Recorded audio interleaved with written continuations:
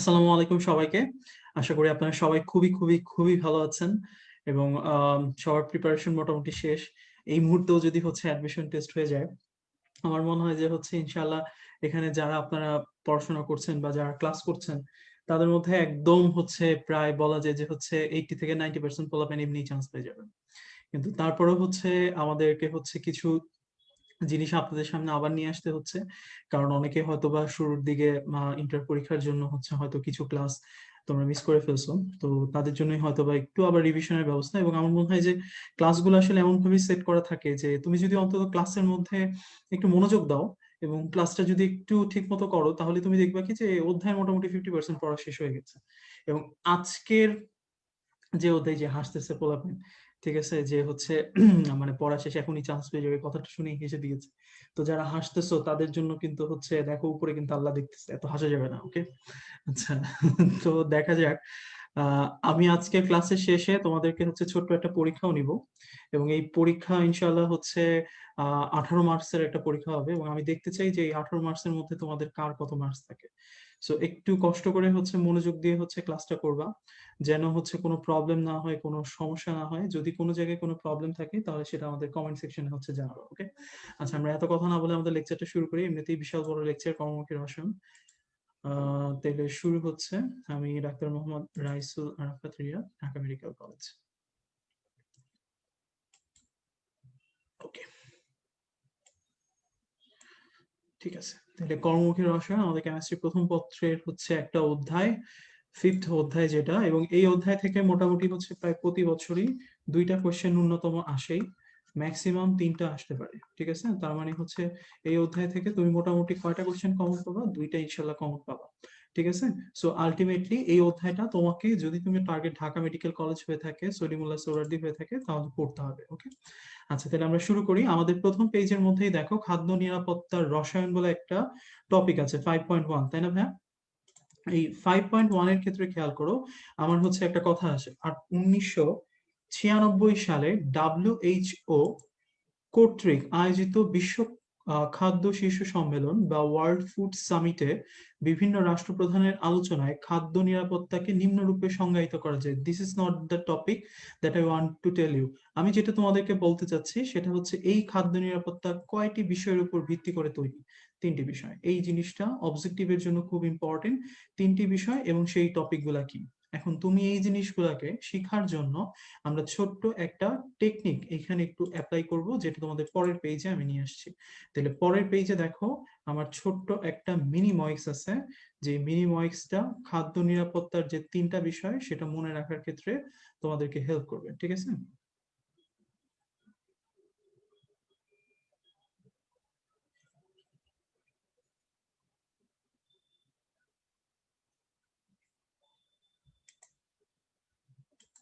আচ্ছা, তাহলে মিনি ময়েক্সটা আমি তোমাদেরকে একটু লিখে দিচ্ছি, তোমরা একটু লিখে নাও, হ্যাঁ? মিনি ময়েক্সটা প্রো স, ঠিক আছে? তাহলে প্রো দিয়ে কি ভাইয়া? প্রাপ্তি। দন্ত স দিয়ে কি হবে ভাইয়া? সামর্থ্য। ব দিয়ে কি হবে ভাইয়া? ব্যবহার। ঠিক আছে? তাইলে খাদ্য নিরাপত্তা কয়টি বিষয়ের উপর ভিত্তি করে তৈরি হয়েছে? 3টা বিষয়। একটা খাদ্যের প্রাপ্তি, একটা সামর্থ্য, আর একটা ব্যবহার। তাহলে 3টা টপিক আছে, এখান থেকে কোশ্চেন করাটা কিন্তু খুবই ইজি। ওকে? তাহলে 3টা বিষয়ের উপর প্রশ্ন কি কি? প্রাপ্তির উপর, সামর্থ্যের উপর, ব্যবহারের উপর, ঠিক আছে? বইয়ের মধ্যে লিখে রাখো। আচ্ছা, এবার আমরা নেক্সট টপিকে চলে যাই।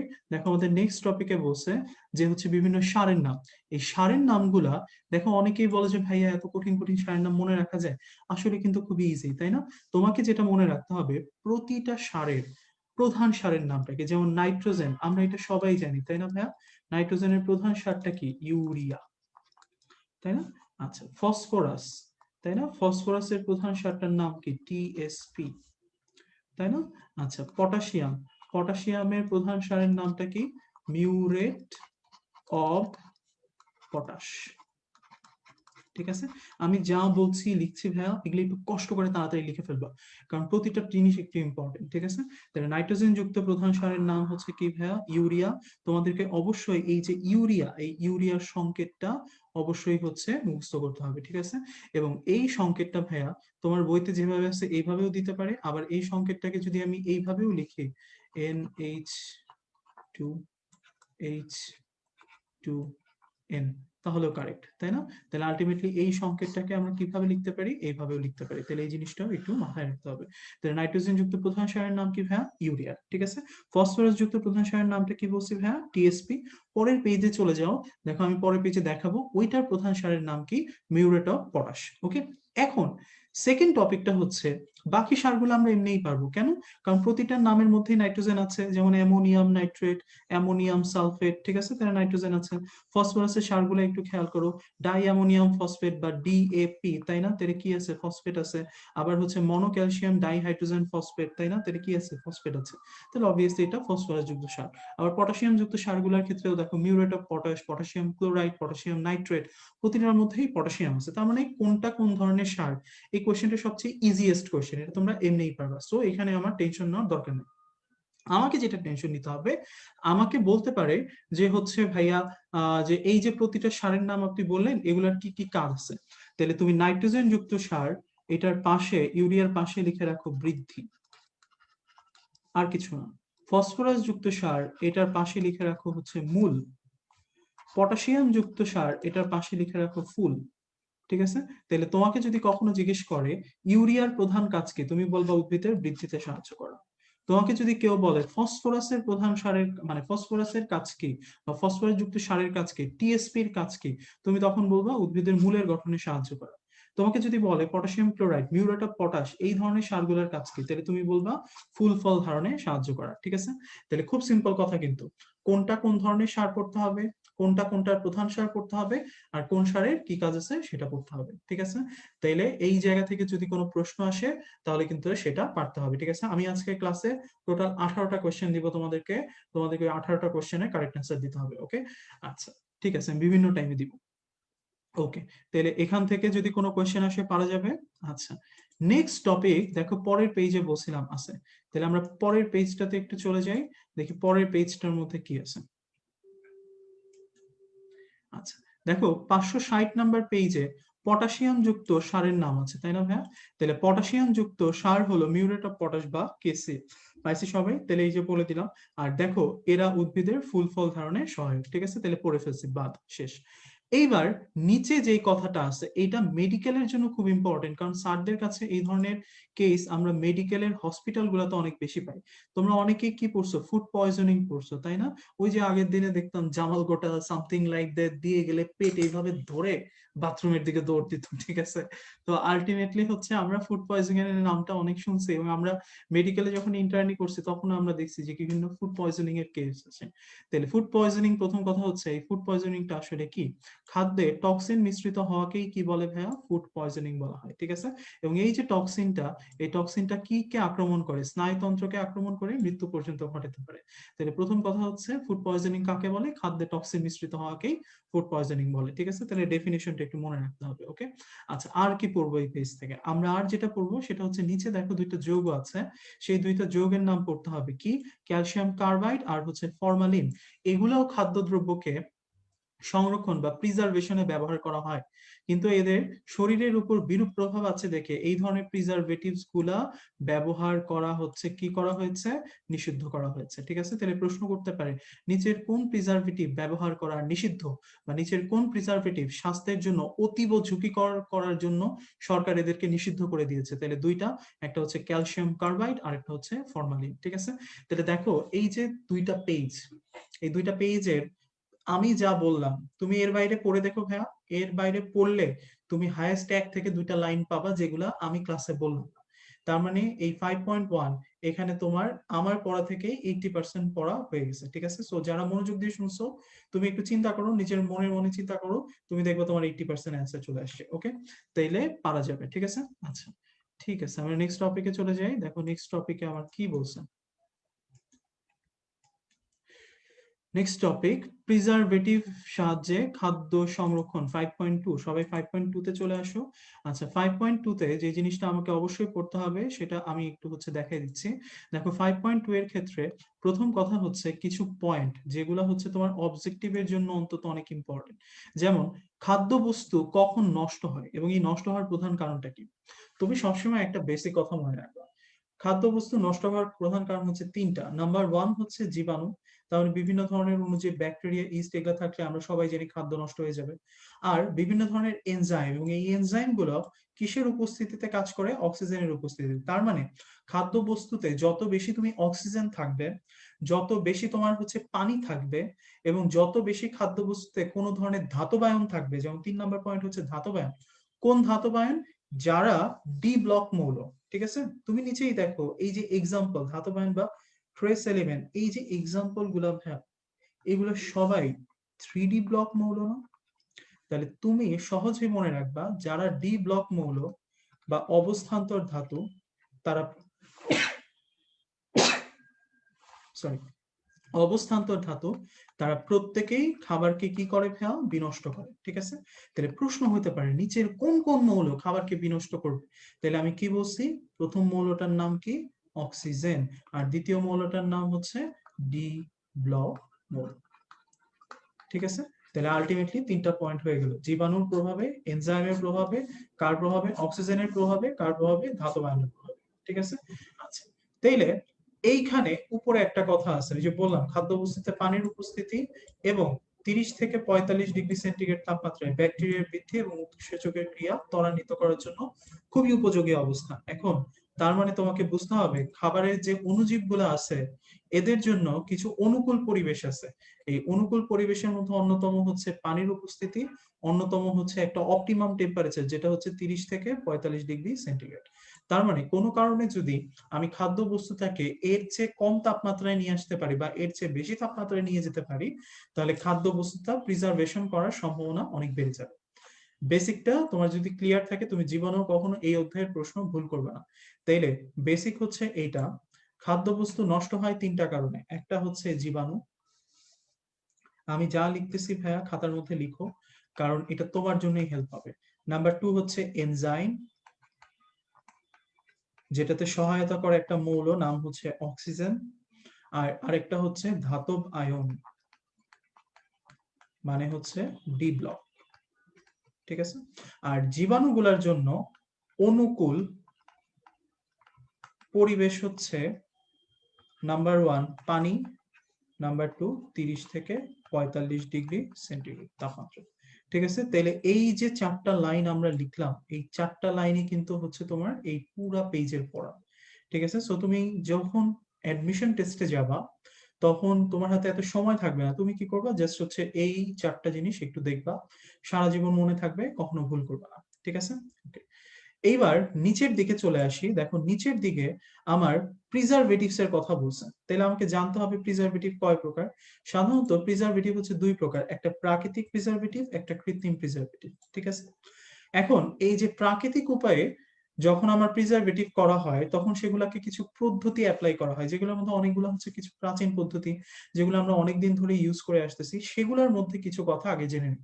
নাম্বার 1 হচ্ছে খাদ্য শুষ্ককরণ পদ্ধতি, আবার হচ্ছে তোমার চিনির দ্রবণের সাহায্যে করা যায়, লবণের সাহায্যে করা যায়, ভিনেগারের সাহায্যে খাদ্যবস্তু সংরক্ষণ করা যায়। তো ওগুলো একটু ছোট ছোট করে আমরা জানি। তাহলে শুষ্ককরণের মেইন কনসেপ্টটা কি তোমাদের মনে আছে? ব্যাকটেরিয়া বা অণুজীবগুলা খাবারে পচন ঘটায়। তাহলে ব্যাকটেরিয়ার জন্য অনুকূল পরিবেশের মধ্যে 1 নম্বরে কি ছিল? পানি না হয়? তাহলে খাদ্যবস্তু থেকে যদি আমি পানি সরাই ফেলতে পারি তাহলে খাদ্যবস্তুটা অনেকদিন পর্যন্ত সংরক্ষণ করা যাবে। এই জিনিসটাই বোঝানোর জন্য আমরা একটা ইউনিট ব্যবহার করি, সেটার নাম হচ্ছে অ্যাক্টিভিটি অফ ওয়াটার বা পানি সক্রিয়তা। এই পানি সক্রিয়তার মানে হচ্ছে খাদ্যে পানি পরিমাণ ডিভাইডেড বাই পরিবেশে পানির পরিমাণ। তাহলে সহজ কথা হচ্ছে খাদ্যে যত বেশি পানির পরিমাণ কমে আসবে, ঠিক আছে, তত বেশি খাবারটা সংরক্ষণ করা যাবে। তার মানে যত কম হবে, এইটা যেটা অনুপাত আছে তোমার, এই অনুপাতটা সাধারণত 1 এর চেয়ে কম হয়। তার মানে এই AW এর মানটা যত কম হবে খাবার তত সংরক্ষিত হবে, ঠিক আছে? তাহলে দেখো এই কথাটাই এইখানে বলছে যে পানি খাদ্যবস্তুতে এনজাইমের ক্রিয়া সংগঠনের জন্য খাদ্যবস্তুতে থাকা পানি সক্রিয়তা হলো একটি প্রয়োজনীয় উপাদান বা ফ্যাক্টর। নির্দিষ্ট তাপমাত্রার খাদ্যবস্তুতে থাকা পানি ও জলীয় বাষ্পের পরিমাণ খাদ্যের চারপাশে থাকা জলীয় বাষ্পের পরিমাণের অনুপাতকেই কি বলা হয়? পানি সক্রিয়তা। তাহলে এই যে এইটাই, ঠিক আছে? এবং এই পানি সক্রিয়তার মান 0 থেকে কতর মধ্যে থাকে? 1 এর মধ্যে থাকে, ঠিক আছে? দেখো সবগুলা কথা বলে ফেলছি। এবং পানি বাষ্পবিহীন সম্পূর্ণ শুষ্ক খাদ্যবস্তুতে AW এর মান 0 ধরা হয়, এতে কোনো ব্যাকটেরিয়া, ইস্ট বা ছত্রাক জন্মাইতে পারে না। তার মানে AW এর মান যত কম তত বেশি হচ্ছে এটা সংরক্ষণ করতে সুবিধা হবে। বেসিক কনসেপ্ট, ঠিক আছে? তাইলে AW এর মান কোন কোনটার জন্য কতটুকু রাখা হয় এই জিনিসগুলো পড়তে হবে। তাহলে এখান থেকে শুরু করে এটা আমি পড়বো। তাহলে কি পড়বো? AW এর মান যখন হচ্ছে 0.9 এর জন্য হচ্ছে বেশি, তখন সেখানে কি থাকে? ব্যাকটেরিয়া। যখন হচ্ছে AW এর মান 0.88 থাকে, তখন সেটা কিসের জন্য? ইস্টের জন্য। যখন সেটা AW এর মান 0.80 এর জন্য, তখন সেটা কিসের জন্য? ছত্রাকের জন্য। আর যখন আমি খাদ্য বস্তু কৌটাতে সংরক্ষণ করতে চাই, তখন সেটা কত হবে? 6 এর কম হবে। ঠিক আছে? তাইলে দেখো এই যে 4টা নাম্বার, এই 4টা নাম্বার ভেরি ভেরি ইম্পর্টেন্ট। তার চেয়ে ইম্পর্টেন্ট হচ্ছে তোমার এটার বেসিকটা ক্লিয়ার থাকতে হবে। তাহলে পানি সক্রিয়তার মান কম থাকতে হয় না বেশি থাকতে হয়? সব সময় কম থাকতে হয়। পানি সক্রিয়তার মান যখন 0.9 এর চেয়ে কম হয়, 0.9 এর চেয়ে বেশি হয়, তখন সেখানে ব্যাকটেরিয়া জন্মাইতে পারে। সুতরাং ব্যাকটেরিয়া যেন জন্মাইতে না পারে সেই জন্য AW এর মান কত রাখতে হবে? 0.9 এর নিচে। ইস্টের জন্য কত রাখতে হবে? 0.88 এর নিচে। ছত্রাকের জন্য 0.8 এর নিচে। আর কৌটাজাতকরণের ক্ষেত্রে 0.6 এর নিচে। ঠিক আছে? তাহলে পানি সক্রিয়তার এই পুরো টপিকটা তোমাদেরকে একটু মনোযোগ দিয়ে পড়তে হবে, নেক্সট দিনের এক্সামে কিন্তু আসবে। ওকে, আচ্ছা ঠিক আছে, এবার আমরা নেক্সট টপিকে চলে আসি ভাইয়া। নেক্সট টপিকে খেয়াল করো,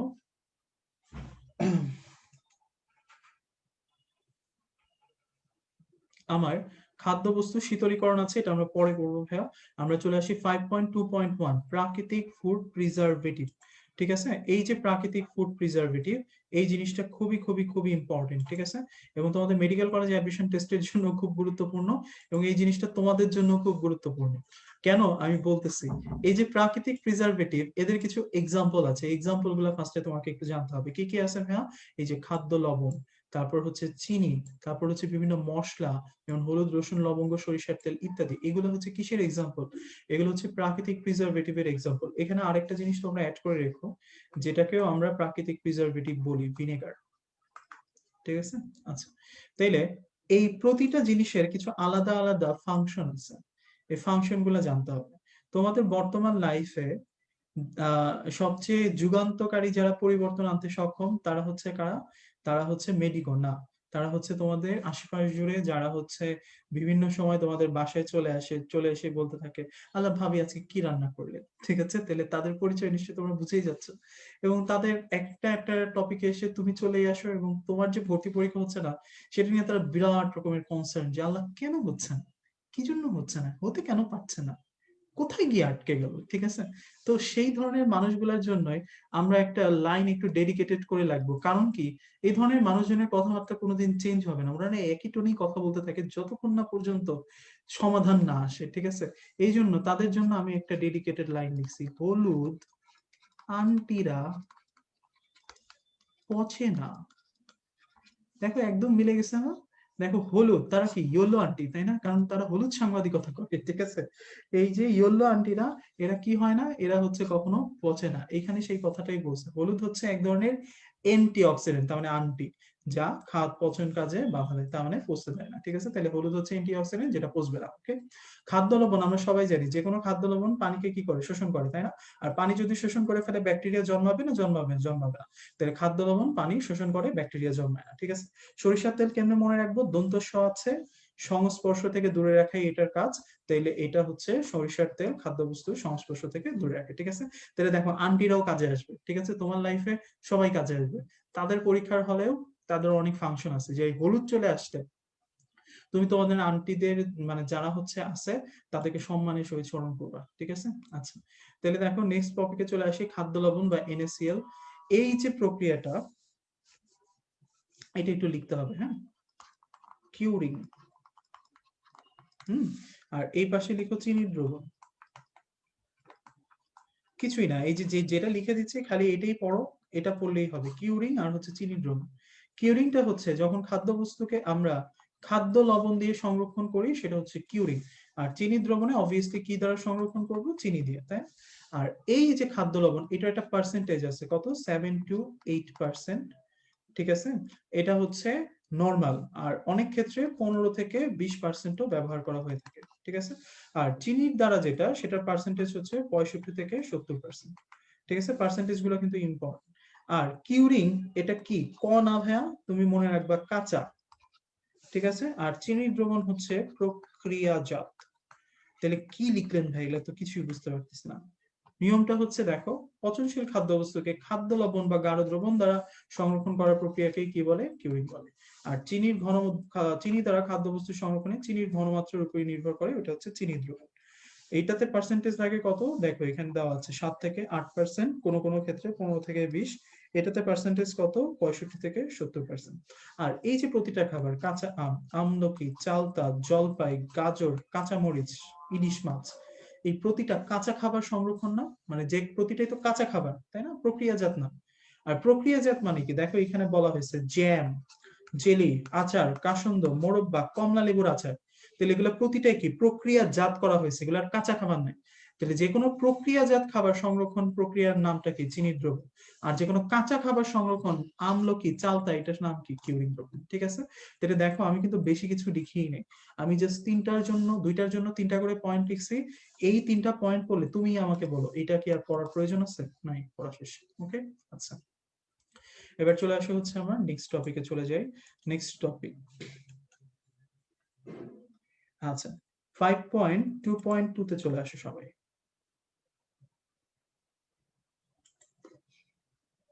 ওকে, 5.2.2। এইবার আমি তোমাদেরকে কথা দিয়েছিলাম, আমি তোমাদেরকে কি দিব, তোমাদেরকে কিছু প্রশ্ন দিব। তাহলে আমি এখন 3টা প্রশ্ন দিচ্ছি, তোমাদের জন্য সময় হচ্ছে 3 মিনিট, ঠিক আছে। নাম্বার 1, ফুল ধারণে সহায়তা করে কোনটি, ঠিক আছে।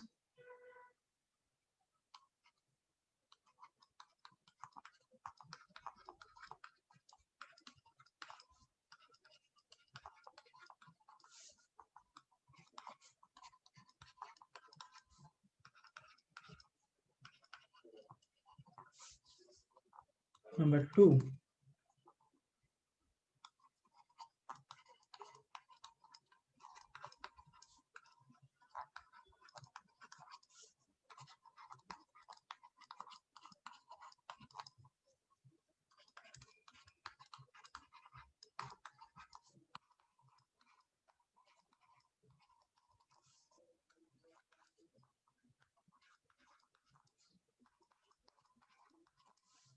নাম্বার 3,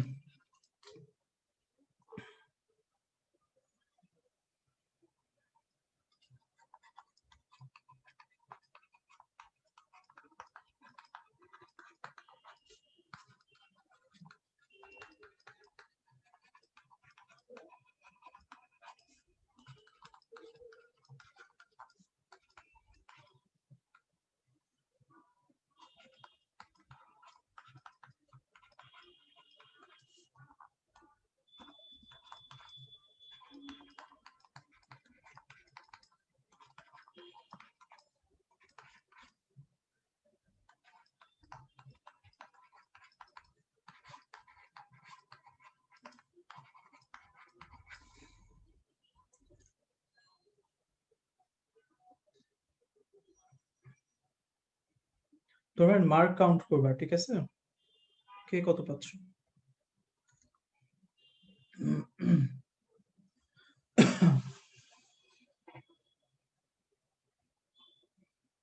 আচ্ছা, অনেকে অ্যাংরি লুক দিচ্ছে, তাদের অ্যাংরি লুকের মানে কি আসলে, তারা কি দেখতে পাচ্ছ না।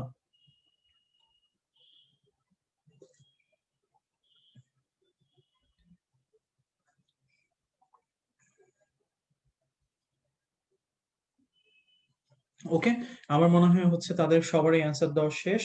সো আমরা একটু হচ্ছে অ্যান্সার গুলো একটু চেক করি। ফুল ধারণে সহায়তা করে নিচের কোনটি, তাই না, প্রশ্ন ছিল এটা। তাহলে আমরা সবাই জানি ফুল ধারণ কার কাজ, পটাশিয়ামের সারের, তাই না। আচ্ছা, তাহলে পটাশিয়াম সার কোনটা আছে, পটাশিয়াম নাইট্রেট, তাহলে অ্যান্সার হচ্ছে বি। খাদ্য পচনে সহায়তা করে না কে, তাহলে আমরা বলছিলাম পানি, এটা ব্যাকটেরিয়ার জন্য প্রয়োজন। কোবাল্ট আমরা বলছেন ধাতব আয়ন খাবারকে বিনষ্ট করে, এটা হচ্ছে ডি ব্লক মৌল, তার মানে কোবাল্টও করবে।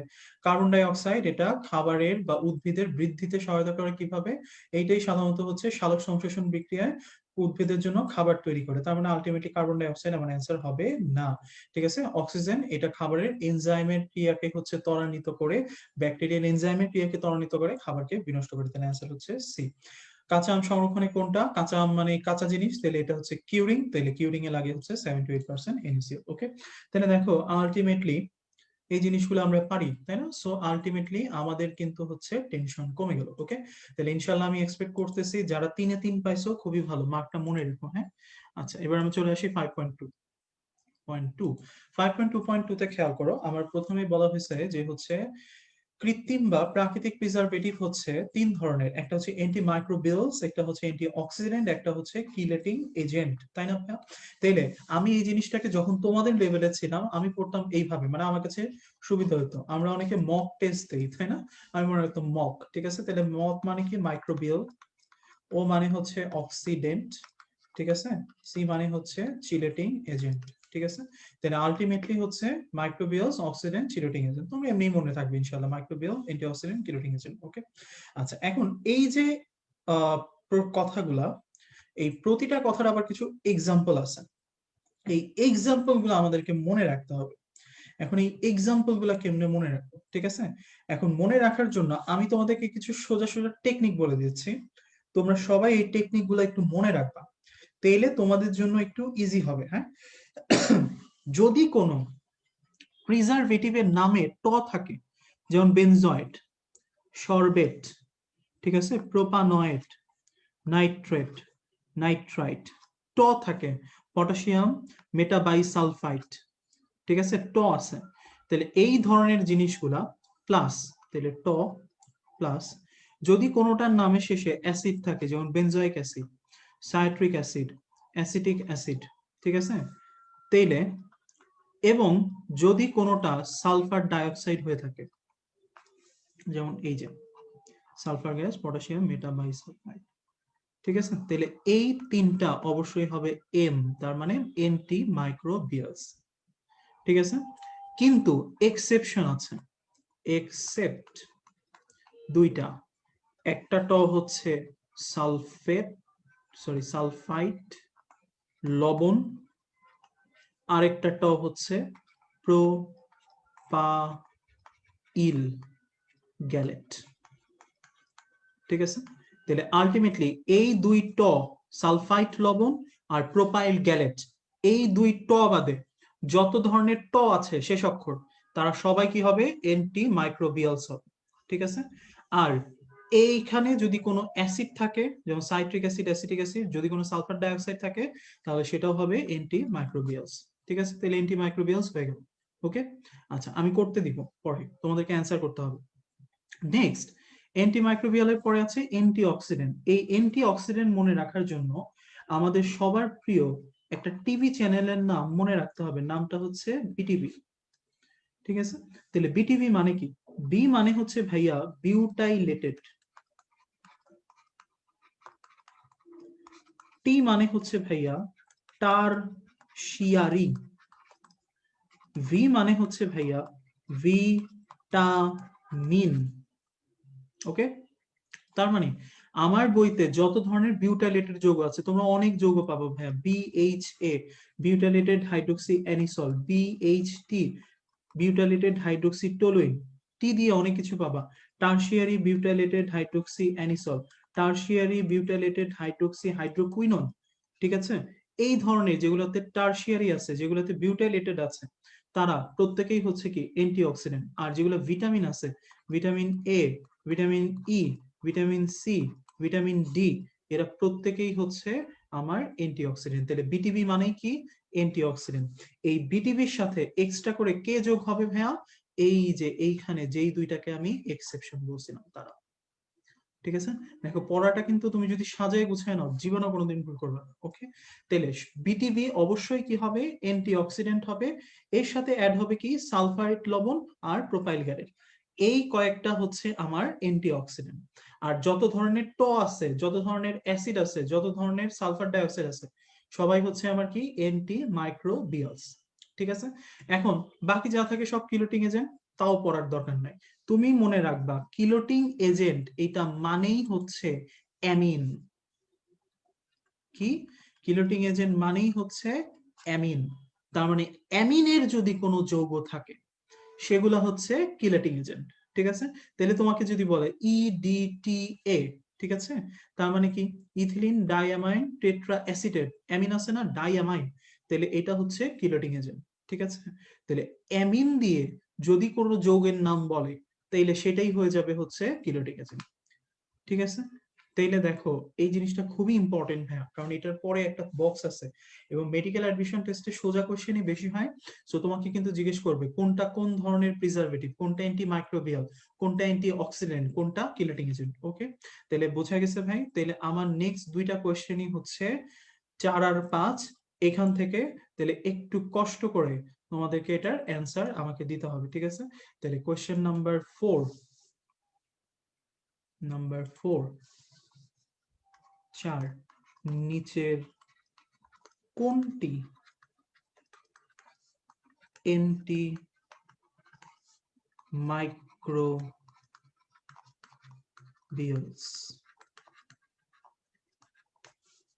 অপশন এ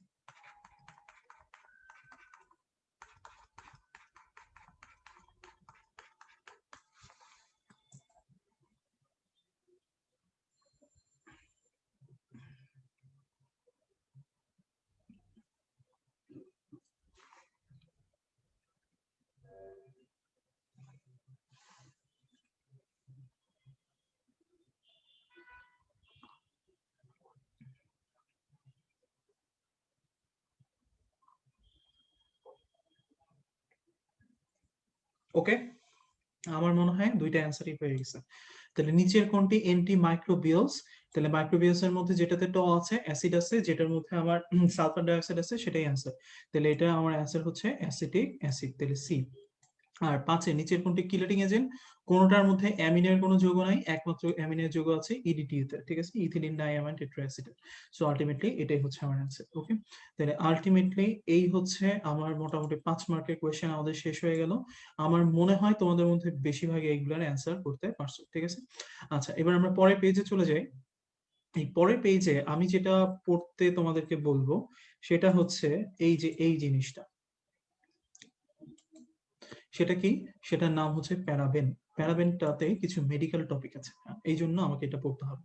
তাহলে প্যারাবেনটা আসলে কি? প্যারাবেন হচ্ছে প্যারাহাইড্রোক্সি বেনজোইক অ্যাসিডের কিছু সংখ্যক এস্টার প্যারাবেন নামক যৌগ কসমেটিক শিল্প, ওষুধ শিল্পে এবং খাদ্যদ্রব্য সংরক্ষণে ব্যবহৃত হয়।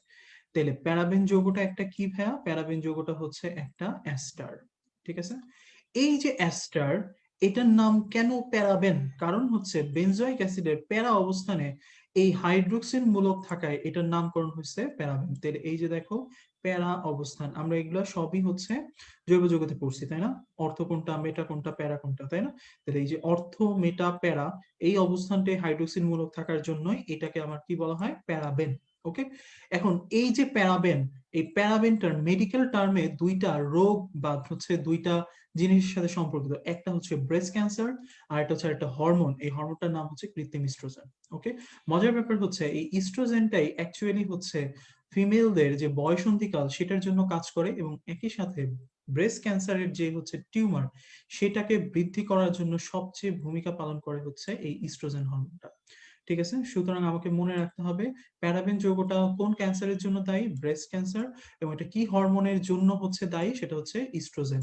এবং প্যারাবেন যৌগটাতে যদি হচ্ছে টিউমার করে তাহলে প্রতি গ্রাম টিস্যুতে কতটুকু প্যারাবেন থাকা লাগবে, সেটা হচ্ছে 2 × 10⁻⁹ গ্রাম। ঠিক আছে, তাহলে আলটিমেটলি এই কয়েকটা কথা খুবই ইম্পর্টেন্ট, তুমি নিজেই বুঝতেছো ভাইয়া মেডিকেল টপিক। সো স্যারদের যদি চোখে পড়ে এই ব্রেস্ট ক্যান্সার জিনিসটা এবং ইস্ট্রোজেন এই জিনিসটা, স্যাররা কিন্তু এখান থেকে কোশ্চেন করতে চাবেন। ঠিক আছে, সো একটু কেয়ারফুল। ওকে, আচ্ছা সোজা জিনিস ভাই, একবার দুইবার দেখলে ইনশাল্লাহ হয়ে যাবে, টেনশন নেওয়ার কিছু নেই। ওকে, আমরা নেক্সট টপিকে চলে আসি। নেক্সট টপিকে চলে আসো, দেখো পরের পেজে এই যে এখানে যে ব্যাখ্যাগুলো আছে, এই ব্যাখ্যাগুলোর মধ্যে পরের যে পেজটা আছে সেখানে এই ব্যাখ্যাগুলো সুন্দর করে দেওয়া আছে। এই পেজটা থেকে এক্সট্রা করে পরের পেজে আমি একটা ছক দেখাবো, ওই ছকটার বাইরে যা পড়তে হবে আমি সেগুলোই খালি বলে দিচ্ছি। ঠিক আছে, তুমি দেখো ছকের বাইরে তুমি কোথায় পাও হচ্ছে নাইট্রেট মূলকটা, এই যে very very very very important একটা কথা আছে। সাধারণত অ্যান্টিমাইক্রোবিয়ালস গুলা কি করে ভাইয়া, অ্যান্টিমাইক্রোবিয়ালস গুলা ব্যাকটেরিয়ার সেল মেমব্রেনকে ফাটায় দেয়। এক একটা মানে হচ্ছে যৌগ এক এক ভাবে হচ্ছে কাজ করে। ঠিক আছে, কেউ ব্যাকটেরিয়ার ভিতরে পানির পরিমাণ বাড়ায় দেয়, কেউ হচ্ছে তার যে হচ্ছে প্রোটিনের উপাদান ওইটাকেই ডিগ্রেড করে দিয়ে হচ্ছে সেলটাকে ডিফিউজ করে দেয়। এক একটা জিনিস এক এক ভাবে কাজ করে। মেকানিজমটা যেহেতু তোমার বইতে এখন দেওয়া নাই, সো তোমার মেকানিজম নিয়ে আসলে এখন চিন্তা না করলেও তুমি যে জিনিসটা মনে রাখবা সেটা হচ্ছে এই কথাটা, সাধারণত নাইট্রেট লবণ একটা বিশেষ ধরনের ব্যাকটেরিয়ার উপর কাজ করে, এটার নাম হচ্ছে ক্লস্ট্রিডিয়াম বটুলিনাম। এই এই ব্যাকটেরিয়ার সেল মেমব্রেনকে ফাটিয়ে দেয়, এই ব্যাকটেরিয়ার এনজাইমের ক্রিয়াকে প্রতিরোধ করে, ফলে খাদ্যবস্তু সংরক্ষণ করা যায়। তাহলে প্রশ্ন কিন্তু ডিরেক্ট করবে, ক্লস্ট্রিডিয়াম বটুলিনামের সেল মেমব্রেন ফাটিয়ে দেয় কোন রাসায়নিক প্রিজারভেটিভ, তাহলে তোমার অ্যান্সার হচ্ছে নাইট্রেট ও নাইট্রেট লবণ। ঠিক আছে, এই একটা জিনিস ভেরি ভেরি ইম্পর্টেন্ট, কারণ এই ক্লস্ট্রিডিয়াম বটুলিনাম যেটা, এইটাই সাধারণত বটুলিজম এবং খাদ্যে বিষক্রিয়ার জন্য সবচেয়ে প্রধানত দায়ী বলা হয়। ঠিক আছে, ইকোলাইয়ের পরে। ওকে, তাহলে আলটিমেটলি হচ্ছে এই জিনিসটা খুবই ইম্পর্টেন্ট, তোমাদেরকে এটা একটু জানতে হবে। ওকে, আচ্ছা পড়ে ফেললাম, এটাও পড়া শেষ এটা। এবার চলে আসি হচ্ছে নেক্সট টপিক। ওকে, নেক্সট টপিক হচ্ছে এই প্রতিটার মধ্যে ভাইয়া কিছু পিএইচ আছে, এই পিএইচ এর মানগুলা আমাকে একটু মুখস্থ করতে হবে। তাহলে মুখস্থ করার জন্য উপরে লিখো পিএইচ এর মান। ঠিক আছে, তোমরা সবাই তো হচ্ছে স্কুল লাইফে এই সিস্টেমটার সাথে পরিচিত ছিল, তাই না? স্কুল বেসড অ্যাসেসমেন্ট, সংক্ষেপে যেটাকে আমরা বলি এসবিএ, মনে আছে না ভাইয়া? তাহলে তুমি একটু এটাকে মনে রাখো, এসবিএ ক্যাপ।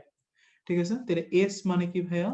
এস মানে হচ্ছে সায়াট্রিক অ্যাসিড, ইংরেজি বানানো যেও না, ইংরেজিতে সায়াট্রিক সি দিয়ে, বি দিয়ে হচ্ছে বেনজয়েট, এ দিয়ে হচ্ছে অ্যাসিটিক অ্যাসিড, ক্যাপ মানে হচ্ছে ক্যালসিয়াম, সংক্ষেপে লিখলাম, হ্যাঁ, প্রোপানয়েড। ঠিক আছে, এইবার সিরিয়াল বাই পিএইচ এর মানগুলা লিখো, ছোট থেকে বড় হবে 3.14, 4.2, 4.74, 4.89। ঠিক আছে, তাহলে চারটা পিএইচ এর মান মনে রাখবো কিভাবে, এস বি এ ক্যাপ। তাহলে সাইট্রিক অ্যাসিডের পিএইচ কত, 3.14, বেনজয়েড 4.2, অ্যাসিটিক 4.74, ক্যালসিয়াম প্রোপানয়েড 4.88। ওকে, ঠিক আছে, এবার আমরা নেক্সট টপিকে চলে যাই ভাইয়া। নেক্সট টপিকে দেখি কি আছে।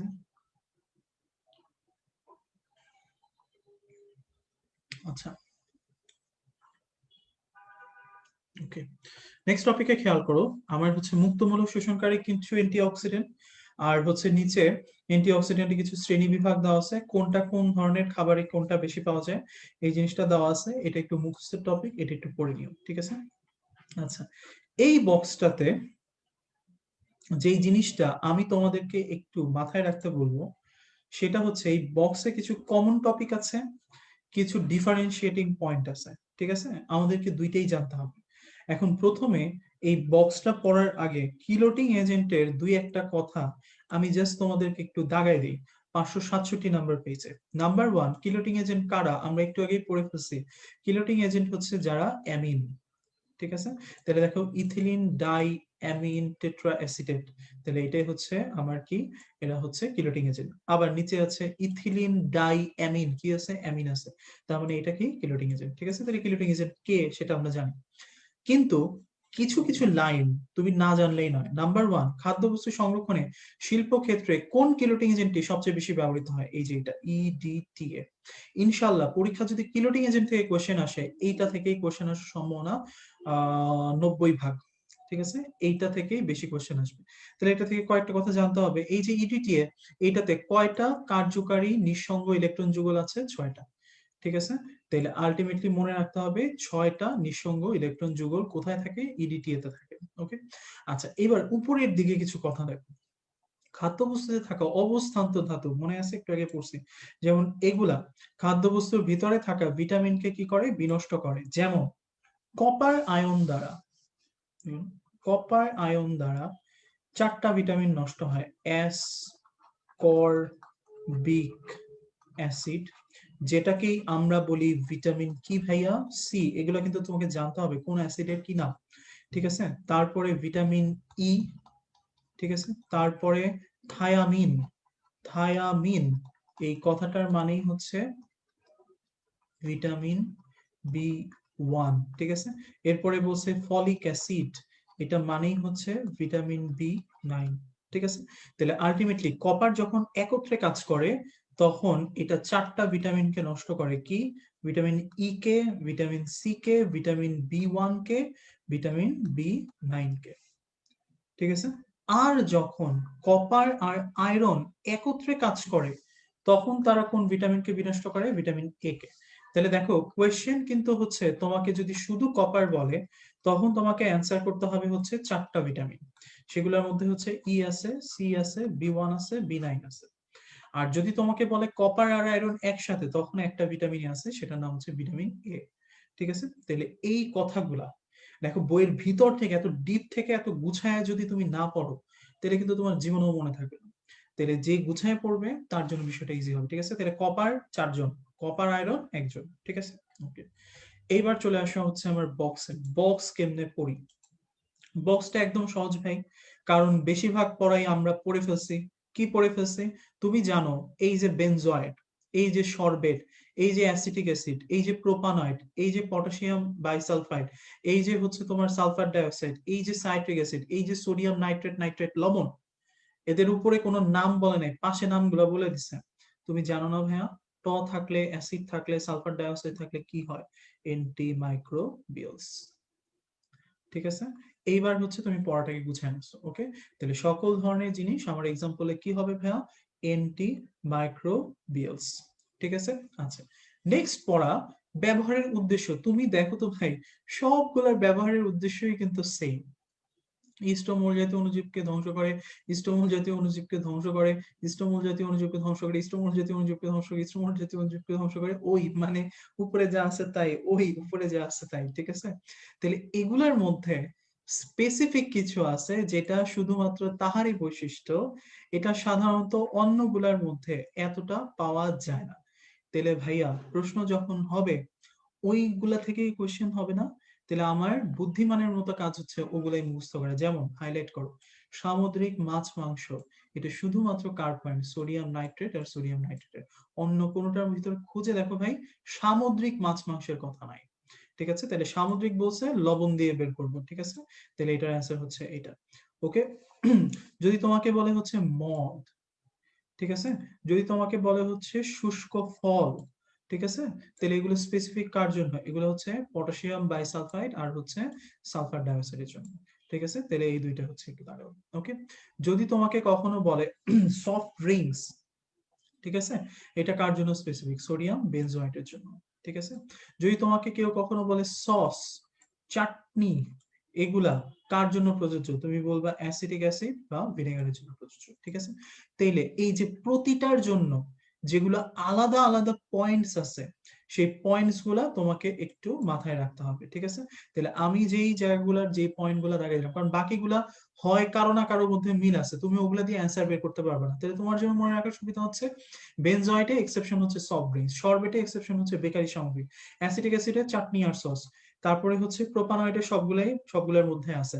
পটাশিয়াম বাইসালফাইড, সালফার ডাইঅক্সাইডে আনকমন হচ্ছে মদ আর হচ্ছে শুকনো ফল। তারপরে হচ্ছে নাইট্রেটের মধ্যে সামুদ্রিক মাছ মাংস সংরক্ষণ। তাহলে তোমার পড়াটা ইজি হবে, ঠিক আছে? তাহলে এইগুলাতে যেগুলো আমি দাগাই দিলাম ভাইয়া, এই দাগায় দেওয়া পয়েন্ট গুলা খুবই ইম্পর্টেন্ট, দাগায় দেওয়া পয়েন্ট গুলা আলাদা করে মনে রাখবে, ঠিক আছে? আচ্ছা, এইবার আসো অনুমোদিত মাত্রা, ঠিক আছে? অনুমোদিত মাত্রাগুলা কেমনে পারি? অনুমোদিত মাত্রাগুলোর জন্য আমার জন্য সবচেয়ে সোজা টেকনিক হচ্ছে এইটা, বিএস, ঠিক আছে? বি দিয়ে হচ্ছে বেনজয়েট, এস দিয়ে হচ্ছে তিনটা জিনিস, ঠিক আছে? লিখো, সরবেট, সালফার, এই সালফারের মধ্যে আছে হচ্ছে এই যে এটা, আর হচ্ছে এটা, আর আরেকটা হচ্ছে সায়াট্রিক অ্যাসিড। এখন ভাই আপনি কি লিখলেন?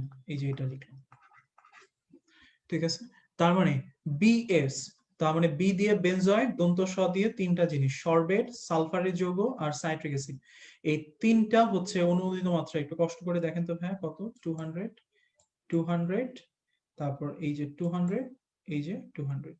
ওকে, তাহলে এই চারটার যেহেতু 200, তাহলে এগুলো আর পড়ার দরকার নেই। আমি মনে করি বিএস মানেই হচ্ছে কত? 200। বাকি তিনটা আমার মুখস্থ করতে হবে, পড়া শেষ। ওকে, তাহলে আলটিমেটলি এই যেগুলো আমি গুছাই দিচ্ছি ভাই, এই গুছায় দেওয়া জিনিসগুলো কিন্তু যেন ভুল না হয়, ঠিক আছে? আচ্ছা, পরের পেজে চলে আসেন ভাইয়া। পরের পেজে বক্সটার আর একটু বাকি আছে, ঠিক আছে? কিন্তু বক্সটার যেগুলো বাকি আছে ভাইয়া, এগুলো আমরা পড়ে ফেলছি। এই যে বিউটাইলেটেড হাইড্রোক্সি বিএইচটি, এই যে বিএইচএ, এই যে টারশিয়ারি টিবিএইচকিউ, আমি বলছি কি বিটিভি, তাই না? মনে আছে এগুলা কি? Antioxidant, antioxidant, antioxidant. Okay, তার মানে আমরা জানি, ঠিক আছে? এই যে দেখো, এটা স্টোমোর জাতীয় অনুজীবকে ধ্বংস করার দরকার নাই। আমি এখান থেকে যেগুলো আলাদা সেগুলো মনে রাখবো, যেমন আলুর চিপস, এটা ক্রিপস না, এটা চিপস। আচ্ছা, ক্যান্ডি, জেলি, চুইকাম, ঠিক আছে? এগুলা কার? বিএইচটি, ঠিক আছে?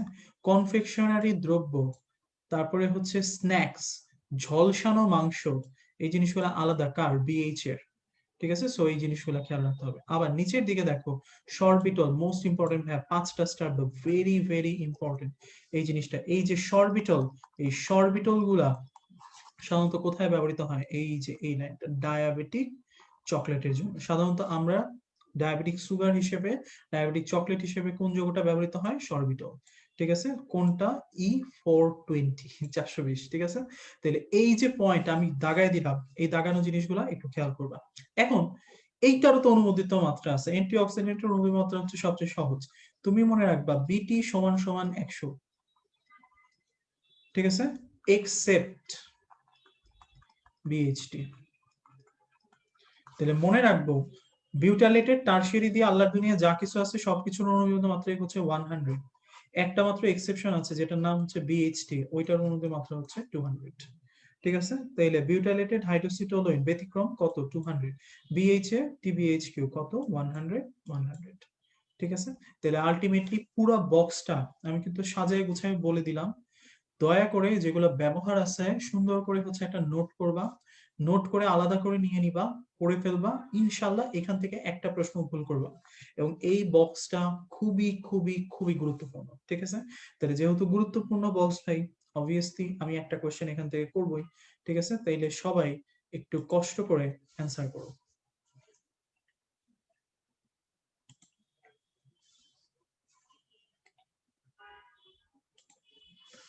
Question number 6,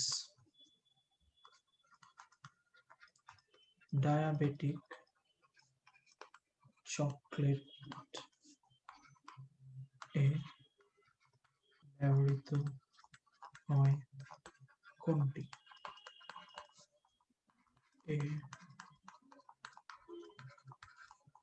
B,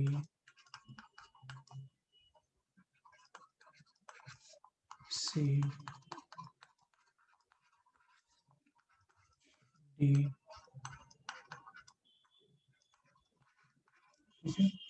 Number 7.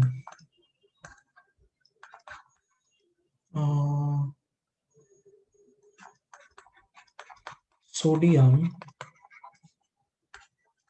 sorbate এর অনুমোদিত মাত্রা কত? A 100, B 0.1%, C 200, D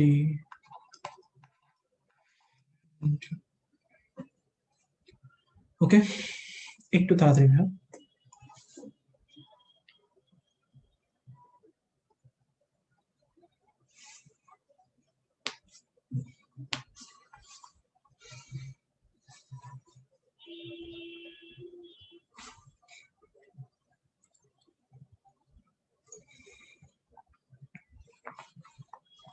ঠিক আছে, দুইটার অ্যান্সারই হচ্ছে সি, তাই না? ডায়াবেটিক চকলেটে ব্যবহৃত হয় কোনটি? Sorbitol E420। আর সোডিয়াম সরবেট আমি বলছিলাম বিএস, এস এর মধ্যে সরবেট ছিল, তাহলে এটা হচ্ছে 200। ওকে, আচ্ছা ঠিক আছে, শেষ। তাহলে এই জিনিসগুলা ইনশাল্লাহ আমরা সবাই পারবো, তাই না? ওকে, আমরা চলে আসি হচ্ছে আমাদের নেক্সট টপিকে ভাইয়া।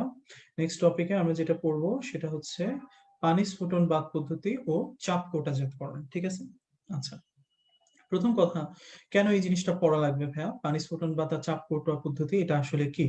এটা আসলে ভাইয়া এক্সস্টিং বা সিলিং করার একটা পদ্ধতি। ঠিক আছে, এখন প্রশ্ন হচ্ছে ভাইয়া কিছু ডেফিনেশন আছে এখানে, যেমন ব্লাঞ্চিং মানে কি ভাইয়া? ঠিক আছে, বা হচ্ছে এক্সস্টিং করা বা সিলিং করা মানে কি? ঠিক আছে, ব্লাঞ্চিং হচ্ছে কি, যখন আমরা খাদ্য বস্তু থেকে যে বিভিন্ন ধরনের দুর্গন্ধ থাকতে পারে, কিংবা এগুলা একটু হচ্ছে তোমার পিচ্ছিল বর্ণ থাকতে পারে, বা এগুলোর মধ্যে হচ্ছে তোমার কালারটা এত ভালো নাও থাকতে পারে, ঠিক আছে, এবং অর্গানিজম থাকতে পারে, তো আমরা যেই পদ্ধতিতে ফুটন্ত পানিকে একটা নির্দিষ্ট সময় পর্যন্ত খাদ্য বস্তুকে পরিষ্কার করার মাধ্যমে এদের মধ্যকার গন্ধ বর্ণ কে উন্নত করি বা এদের পিচ্ছিল পদার্থকে দূর করি, অর্গানিজম ধ্বংস করি, এই প্রক্রিয়ার নাম হচ্ছে ব্লাঞ্চিং। আর এক্সস্টিং মানে হচ্ছে যখন আমরা খাদ্য বস্তুকে উত্তপ্ত করে একটা কৌটার মধ্যে একটা নির্দিষ্ট তাপমাত্রায় সেটাকে হচ্ছে সংরক্ষণ করি, এই প্রক্রিয়ার নাম হচ্ছে এক্সস্টিং। তাহলে কৌটাজাতকরণের প্রক্রিয়ার নামই হচ্ছে এক্সস্টিং, সহজ বাংলা ভাষায় এটা। তাহলে এই যে কৌটাজাত করব, এইটা দুইটা ধার মানে দুইটা পদ্ধতিতে করা যায়। একটার নাম হচ্ছে পানি স্ফুটন বাদ পদ্ধতিতে, একটা হচ্ছে চাপ কোটাজাতকরণ পদ্ধতিতে। কেন শিখবো? শিখবো এই কারণে ভাইয়া, কারণ তোমার বইয়ে পরের দিকে চলে যাও, দেখো বিভিন্ন ধরনের দেশি ফলের সংরক্ষণ আছে, শাকসবজি সংরক্ষণ আছে, বাঁশ কোরাল সংরক্ষণ আছে, মাছ সংরক্ষণ আছে, মাংস সংরক্ষণ আছে। এই প্রতিটার আলাদা আলাদা টেম্পারেচার আছে, প্রতিটার আলাদা আলাদা চাপ আছে। এখন আমার পক্ষে নিশ্চয়ই ভাইয়া এই প্রতিটার আলাদা আলাদা করে টেম্পারেচার, আলাদা আলাদা করে চাপ শেখা সম্ভব না। এই জন্য আমি দুইটা পদ্ধতি জাস্ট একটু মনে রাখবো। ঠিক আছে, তুমি দেখো খুবই সোজা একটা জিনিস, আমি একটু জাস্ট লিখতেছি, পানি স্ফুটন বাদ, আর এই পাশে লিখি চাপ কৌটা জাতকরণ। ঠিক আছে, তাহলে এই যে পানি স্ফুটন বাদ, এইটাতে লিখবা পিএইচ, উদাহরণ, আর হচ্ছে তাপমাত্রা, আর হচ্ছে চাপ। ঠিক আছে, তাহলে পিএইচ এর মান তুমি লিখবা 4.6 এর কম, এটার ক্ষেত্রে সরি ভুল লিখে গেছে,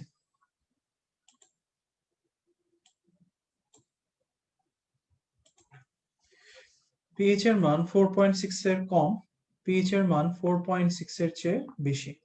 এইটার উদাহরণ হচ্ছে তোমার বইতে যা যা দেশি ফল আছে, ঠিক আছে, তোমার বইতে যেগুলা হচ্ছে সবজি আছে, সবজির মধ্যে আবার হচ্ছে যেগুলা হচ্ছে তোমার টক টক সবজি যেগুলা, ঠিক আছে, যেমন হচ্ছে তোমার টমেটো, ঠিক আছে, এগুলা যেগুলো হচ্ছে তোমার টক সবজি, ঠিক আছে, চালতা, এগুলা টক না ভাইয়া? তো এই জিনিসগুলা, আর হচ্ছে মশলা যেমন হলুদ রসুন, এগুলাকে আমি করব পানি স্ফুটন বাদ পদ্ধতিতে সংরক্ষণ। আর চাপ কোটাজাতকরণে আমি করব এরা বাদে সব, তার মানে বাঁশকোরাল, মাছ মাংস, ঠিক আছে, মাছ মাংস, ঠিক আছে, এরা হচ্ছে কোন পদ্ধতিতে করব, চাপ কোটাজাতকরণ। ওকে, কেন করবো ভাইয়া? সোজা কথা, যে কোনো টক খাবার বা যে কোনো ফলের মধ্যে কি থাকে ভাইয়া? অ্যাসিড থাকে না? তাহলে যে কোনো অ্যাসিড সাধারণত পিএইচ এর মানটাকে কমায় দেয় না বাড়ায় দেয়? কমায় দেয়। তাহলে যেহেতু এদের মধ্যে অ্যাসিড আছে, সুতরাং এদের পিএইচ এর মানটা হচ্ছে কি হবে? কম হবে। ওকে, এই জন্য এদের পিএইচ হচ্ছে 4.6 এর কম। তাহলে আলটিমেটলি মনে রাখবো, দেশি ফল, সবজি, মশলা এগুলোর ক্ষেত্রে পানি স্ফুটন বা বাকি যা কিছু আছে, বাষ্পরাল, মাছ, মাংস, এগুলা হচ্ছে চাপ কোটাজাতকরণ। এখন তাপমাত্রা, সোজা কথা ভাই, পানি স্ফুটন বা তেলে কি পানি যে তাপমাত্রায় ফোটে, কত তাপমাত্রায় পানি ফোটে আমরা সবাই জানি কত, সেটা 100 ডিগ্রি সেন্টিগ্রেড। তাহলে 82 থেকে 100। ওকে, এবং নামের সাথে কোথাও চাপ এই শব্দটা আছে নাই, তাহলে এতে কোথাও কোনো চাপের প্রয়োজন নাই। ওকে, আর এইটাতে চাপ শব্দটা আছে ভাই, এটাতে একটা চাপ লাগবে কত? 15 থেকে 20 পাউন্ড, ঠিক আছে, প্রতি বর্গ ইঞ্চিতে। তেলে যার চাপ লাগে, ঠিক আছে, আমরা সবাই জানি এই সূত্রটা, তাই না? P is proportional to T। তার মানে যেখানে চাপ বাড়ানো হয় বা চাপ দেওয়া হয়, সেই জায়গাতে তাপমাত্রার পরিমাণও বেড়ে যায়। তাহলে আলটিমেটলি তুমি চাপ এখানে বাড়াচ্ছ, তাহলে তাপমাত্রা কি এইটাই থাকবে? না। তাহলে এই জন্য এটার তাপমাত্রা হচ্ছে দুইটা, একটা 82 থেকে 100 ডিগ্রি সেন্টিগ্রেড, এবং যখন চাপ বাড়ানো হয় তখন এই তাপমাত্রাটাই পৌঁছায় যায় 115 থেকে 121 ডিগ্রি সেন্টিগ্রেড। এখন পরীক্ষায় প্রশ্ন আসলে কোনটা দিব? মনে রাখবা, পানি স্ফুটন বাতের কোন ধরনের খাবারে যদি তোমাকে টেম্পারেচার জিজ্ঞেস করে, তাহলে মনে রাখবে রিটর্টিং বা হচ্ছে এর টেম্পারেচার হবে 100 ডিগ্রি সেন্টিগ্রেড। আর প্রশ্নে যদি কোনো চাপ কোটাজাতকরণের এক্সাম্পলের কথা বলে, তাহলে এটা রিটর্টিং টেম্পারেচার হবে 121 ডিগ্রি সেন্টিগ্রেড। ওকে, এইবার তুমি বইয়ের পিছনে গিয়ে মিলাও, দেখো ভাইয়ার কথা ঠিক আছে কিনা। দেখো আম, পেয়ারা, আনারস, ঠিক আছে, যদি কোনো কাঁচা সবজি থেকে থাকে, ওই সবগুলার ক্ষেত্রে তুমি মিলাও টেম্পারেচার কত দেওয়া আছে? 100 ডিগ্রি সেন্টিগ্রেড। আর পেজ উল্টাও, মাছ, মাংস, বাঁশকোরাল, এই তিনটার জন্য দেখো তো টেম্পারেচার কত দেওয়া আছে? 121 ডিগ্রি সেন্টিগ্রেড। ওকে, বাকিগুলা দেখো কোনো চাপের কথাই নাই। আর এই মাছ, মাংস, বাঁশকোরালের চাপের পরিমাণ হচ্ছে 15 থেকে 20 পাউন্ড। তাহলে আমি এত কষ্ট করে সবগুলোর জন্য আলাদা আলাদা করে পড়বো না, আমি দুইটা পদ্ধতি পড়বো, পানি স্ফুটন বা চাপ কোটাজাতকরণ, পড়া শেষ। ঠিক আছে, তাহলে এই জিনিসগুলাকে এইভাবে সাজায় গোছায় পড়ে ফেলতে হবে। ঠিক আছে, ওকে, আচ্ছা, ঠিক আছে, নেক্সট টপিকে চলে যাই। নেক্সট টপিকে চলে আসো। আচ্ছা, এই দেশি ফল থেকে তুমি একটু কষ্ট করে দুইটা জিনিস একটু পড়ে নিও ভাইয়া, এগুলো তো সংখ্যা। চিনি দ্রবণের পার্সেন্টেজ কত থাকে, অ্যাসিটিক অ্যাসিডের পার্সেন্টেজ কত থাকে, ঠিক আছে, এই জিনিসগুলো একটু পড়ে নিবা। আর মাছ মাংস সংরক্ষণে চলে আসো। দেখো 5.4.3, এই যে মাছ মাংস সংরক্ষণ, এটার মধ্যে আসলে কি কি পড়তে হবে? এখানে মাছ যেটা পড়তে হবে সেটা হচ্ছে এখানে কিছু পার্সেন্টেজ আছে ভাইয়া, তাই না? এই পার্সেন্টেজ গুলো হচ্ছে মাস্ট, এগুলো বাদ দেওয়াই যাবে না। নেক্সট দিনের ডেইলি এক্সামে কিন্তু এখান থেকে প্রশ্ন আসবে। ঠিক আছে, পার্সেন্টেজ অবশ্যই পড়তে হবে। আর সেম ভাবে মাছেরটা পড়বা, মাংসেরটাও নিচে দেওয়া আছে, ওটাও পড়ে ফেলতে হবে। ওকে, আচ্ছা, এখন মাছ মাংসের ক্ষেত্রে আমি যে জিনিসটা দাগায় দিব ভাইয়া, সেটা মেডিকেল অ্যাডমিশন টেস্টে যে প্রশ্নটা আসছে, ঠিক আছে, সেটা হচ্ছে মাছ মাংস উভয় সংরক্ষণের জন্য আমার কত পার্সেন্ট লবণ লাগে, কত পার্সেন্ট চিনি লাগে। মজার ব্যাপার হচ্ছে মাছ মাংস দুইটার পার্সেন্টেজ আলাদা, কিন্তু লবণ আর চিনির পার্সেন্টেজ দুইটারই সেম। তাহলে কত পার্সেন্ট লাগে? 2%। ভেরি ভেরি ইম্পর্টেন্ট, 5টা স্টার দিয়ে দাগাও, এটা মেডিকেল কলেজ অ্যাডমিশন টেস্টে একবার আসছে। তাহলে মাছ সংরক্ষণে বা মাংস সংরক্ষণের জন্য লবণের পার্সেন্টেজ কত? 2%। চিনির পার্সেন্টেজ কত? 2%। ওকে, আচ্ছা, এবার মাছ সংরক্ষণের জন্য এই 3 নম্বর পয়েন্টটা খুব ইম্পর্টেন্ট, কারণ এখানে তোমরা ভুল করো। ভুলটা কি? দুইটা যৌগ, একটা হচ্ছে জিঙ্ক অক্সাইড আর একটা হচ্ছে জিঙ্ক সালফাইড।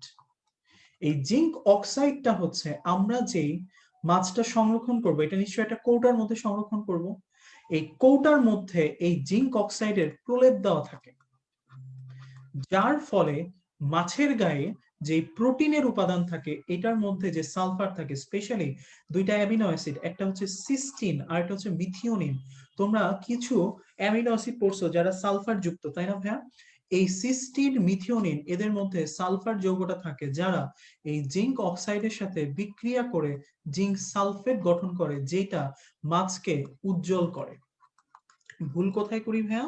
ভুল এখানেই করি। প্রশ্ন আসে নিচের কোনটির সাহায্যে খাদ্যবস্তু মাছ সংরক্ষণে কৌটায় প্রলেপ দেওয়া হয়? তোমরা অনেকে জিঙ্ক সালফাইড অ্যান্সার করে আসো। নো, প্রলেপ হচ্ছে জিঙ্ক অক্সাইড।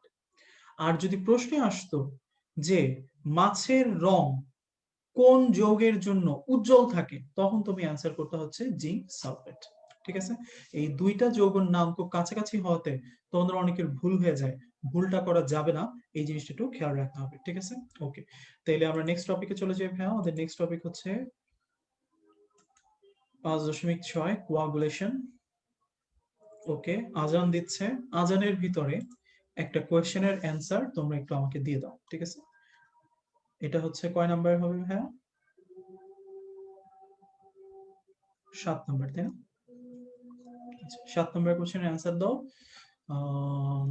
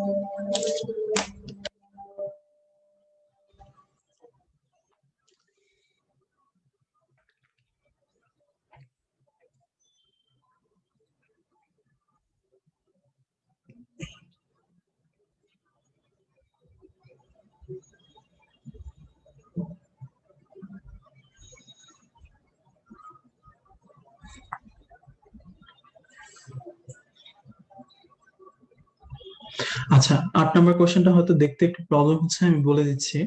মাংস সংরক্ষণে তাপমাত্রা বা রিটোর্টিং এর টেম্পারেচারটা কত থাকে? আচ্ছা, তাহলে শেষ। ওকে, আজানো শেষ হয়ে গেছে। অ্যান্সারটা হচ্ছে মাছ সংরক্ষণে কোন যৌগের প্রলেপ দেওয়া হয়, যেহেতু প্রলেপ বলছে তাহলে আমার অ্যান্সার হচ্ছে জিঙ্ক অক্সাইড, তাই না? আর মাংস সংরক্ষণের রিটোর্টিং টেম্পারেচার কত, যেহেতু মাংস বলছে খাওয়া, তাহলে এটা কোথায় ছিল? চাপ কৌটাজাতকরণে, তাই না? তাহলে চাপ কৌটাজাতকরণে হাইয়েস্ট টেম্পারেচারটাই আমার অ্যান্সার হবে 121°C। ঠিক আছে, ওকে, তাহলে দেখো আমাদের মোটামুটি কিন্তু হচ্ছে যারা অ্যান্সার করতেছো তারা কিন্তু নিজেরাই একটু একটু করে বুঝতে পারতেছো যে হচ্ছে আসলে মেডিকেল অ্যাডমিশন টেস্টের কোয়েশ্চেন কেমন হয়। আর এটা নিয়ে আসলে ভয় পাওয়ার কিছুই নেই, তুমি যদি হচ্ছে ঠান্ডা মাথায় পরীক্ষাটা দিতে পারো, বা তুমি যদি হচ্ছে একটু মাথাটা ঠান্ডা রাখতে পারো, তুমি দেখবে এগুলাই হচ্ছে অ্যান্সার থাকে। সো তুমি ইজিলি এই অধ্যায় থেকে 2 থেকে 3 মার্ক তুলে ফেলতে পারো। ওকে, আচ্ছা আমরা শুরু করি। 5.6 মোস্ট ইম্পর্টেন্ট টপিক। এই টপিকটার উপরে 5টা স্টার দাও। এই টপিকটার প্রতিটা লাইন স্পেশালি তোমাকে পড়তে হবে। ঠিক আছে, কারণ এগুলা খুবই খুবই খুবই ইম্পর্টেন্ট ছিল।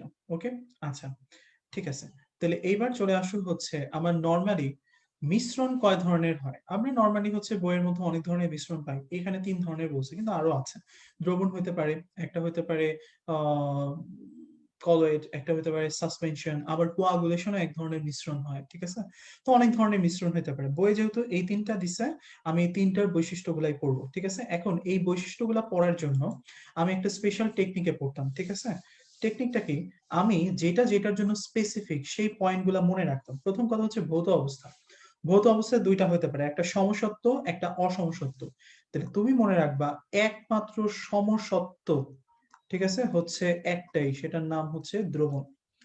তার মানে দ্রবণের এক্সাম্পল গুলাই একমাত্র সমসত্ব এক্সাম্পল। তাহলে দ্রবণের এক্সাম্পল কি? চিনির দ্রবণ, তারপর গ্লুকোজের দ্রবণ, তারপর হচ্ছে লবণের দ্রবণ। ঠিক আছে, তাহলে সমসত্ব মিশ্রণ হচ্ছে কি? দ্রবণ। তাহলে দেখো ভৌত অবস্থায় সমসত্ব কার? দ্রবণের। বাকি দুইটাই কি? অসমসত্ব, অসমসত্ব। ঠিক আছে, আচ্ছা, তাহলে সমসত্ব যেটা, সেটার ব্যাস। মজার ব্যাপারটা দেখো, প্রতিটার যেটা লাস্টের রেঞ্জ, সেটাই আবার পরেরটার ফার্স্টের রেঞ্জ। তাহলে গুণগত রসায়নে আমি কি পড়েছিলাম? হ্যাঁ বলছিলাম এরকম যদি থাকে প্রথম রেঞ্জগুলো পড়বা। তাহলে দ্রবণের প্রথম রেঞ্জটা আমি পড়বো 0.1, কলয়েডের প্রথম রেঞ্জটা আমি পড়বো 2, সাসপেনশনের প্রথম রেঞ্জটা পড়বো 500। তাহলে এখন সোজা হয়ে গেছে। তাহলে 0.1 থেকে দ্রবণের পুরো রেঞ্জটা হচ্ছে 2 পর্যন্ত, কলয়েডের রেঞ্জ হচ্ছে 2 থেকে পরেরটার ফার্স্ট রেঞ্জ 500 পর্যন্ত, আর এটা হচ্ছে 500 এর চেয়ে বেশি। শেষ। ওকে। আচ্ছা, এইবার আসো দৃশ্যমান মাধ্যম। মিশ্রণ যখন সমসত্ব হয় তার মানে কি? পুরো দ্রবণের ভিতরে বা দ্রাবকের ভিতরে দ্রবের যে অণুগুলা ছিল সেই অণুগুলা সমভাবে বন্টিত হয়ে গেছে, এদেরকে আর খালি চোখে আলাদা করা যায় না। খালি চোখে যাদেরকে আলাদা করা যায় না, তাহলে আমি বা হচ্ছে কোনো জিনিসের মাধ্যমে যাদেরকে আলাদা করা যায় না, তাহলে আমি কি এদেরকে দেখতে পারি না?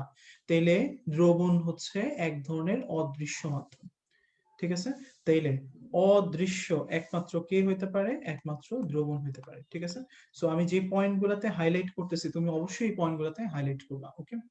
আচ্ছা, তাইলে বাকিগুলা কি দেখা যায়? একটা হচ্ছে আল্ট্রা মাইক্রোস্কোপ, একটা হচ্ছে সাধারণ মাইক্রোস্কোপ। ঠিক আছে, ওকে। এইবার আসো দুইটা গতি, একটা হচ্ছে ব্রাউনীয় গতি, একটা হচ্ছে আলোর টিন্ডাল প্রভাব।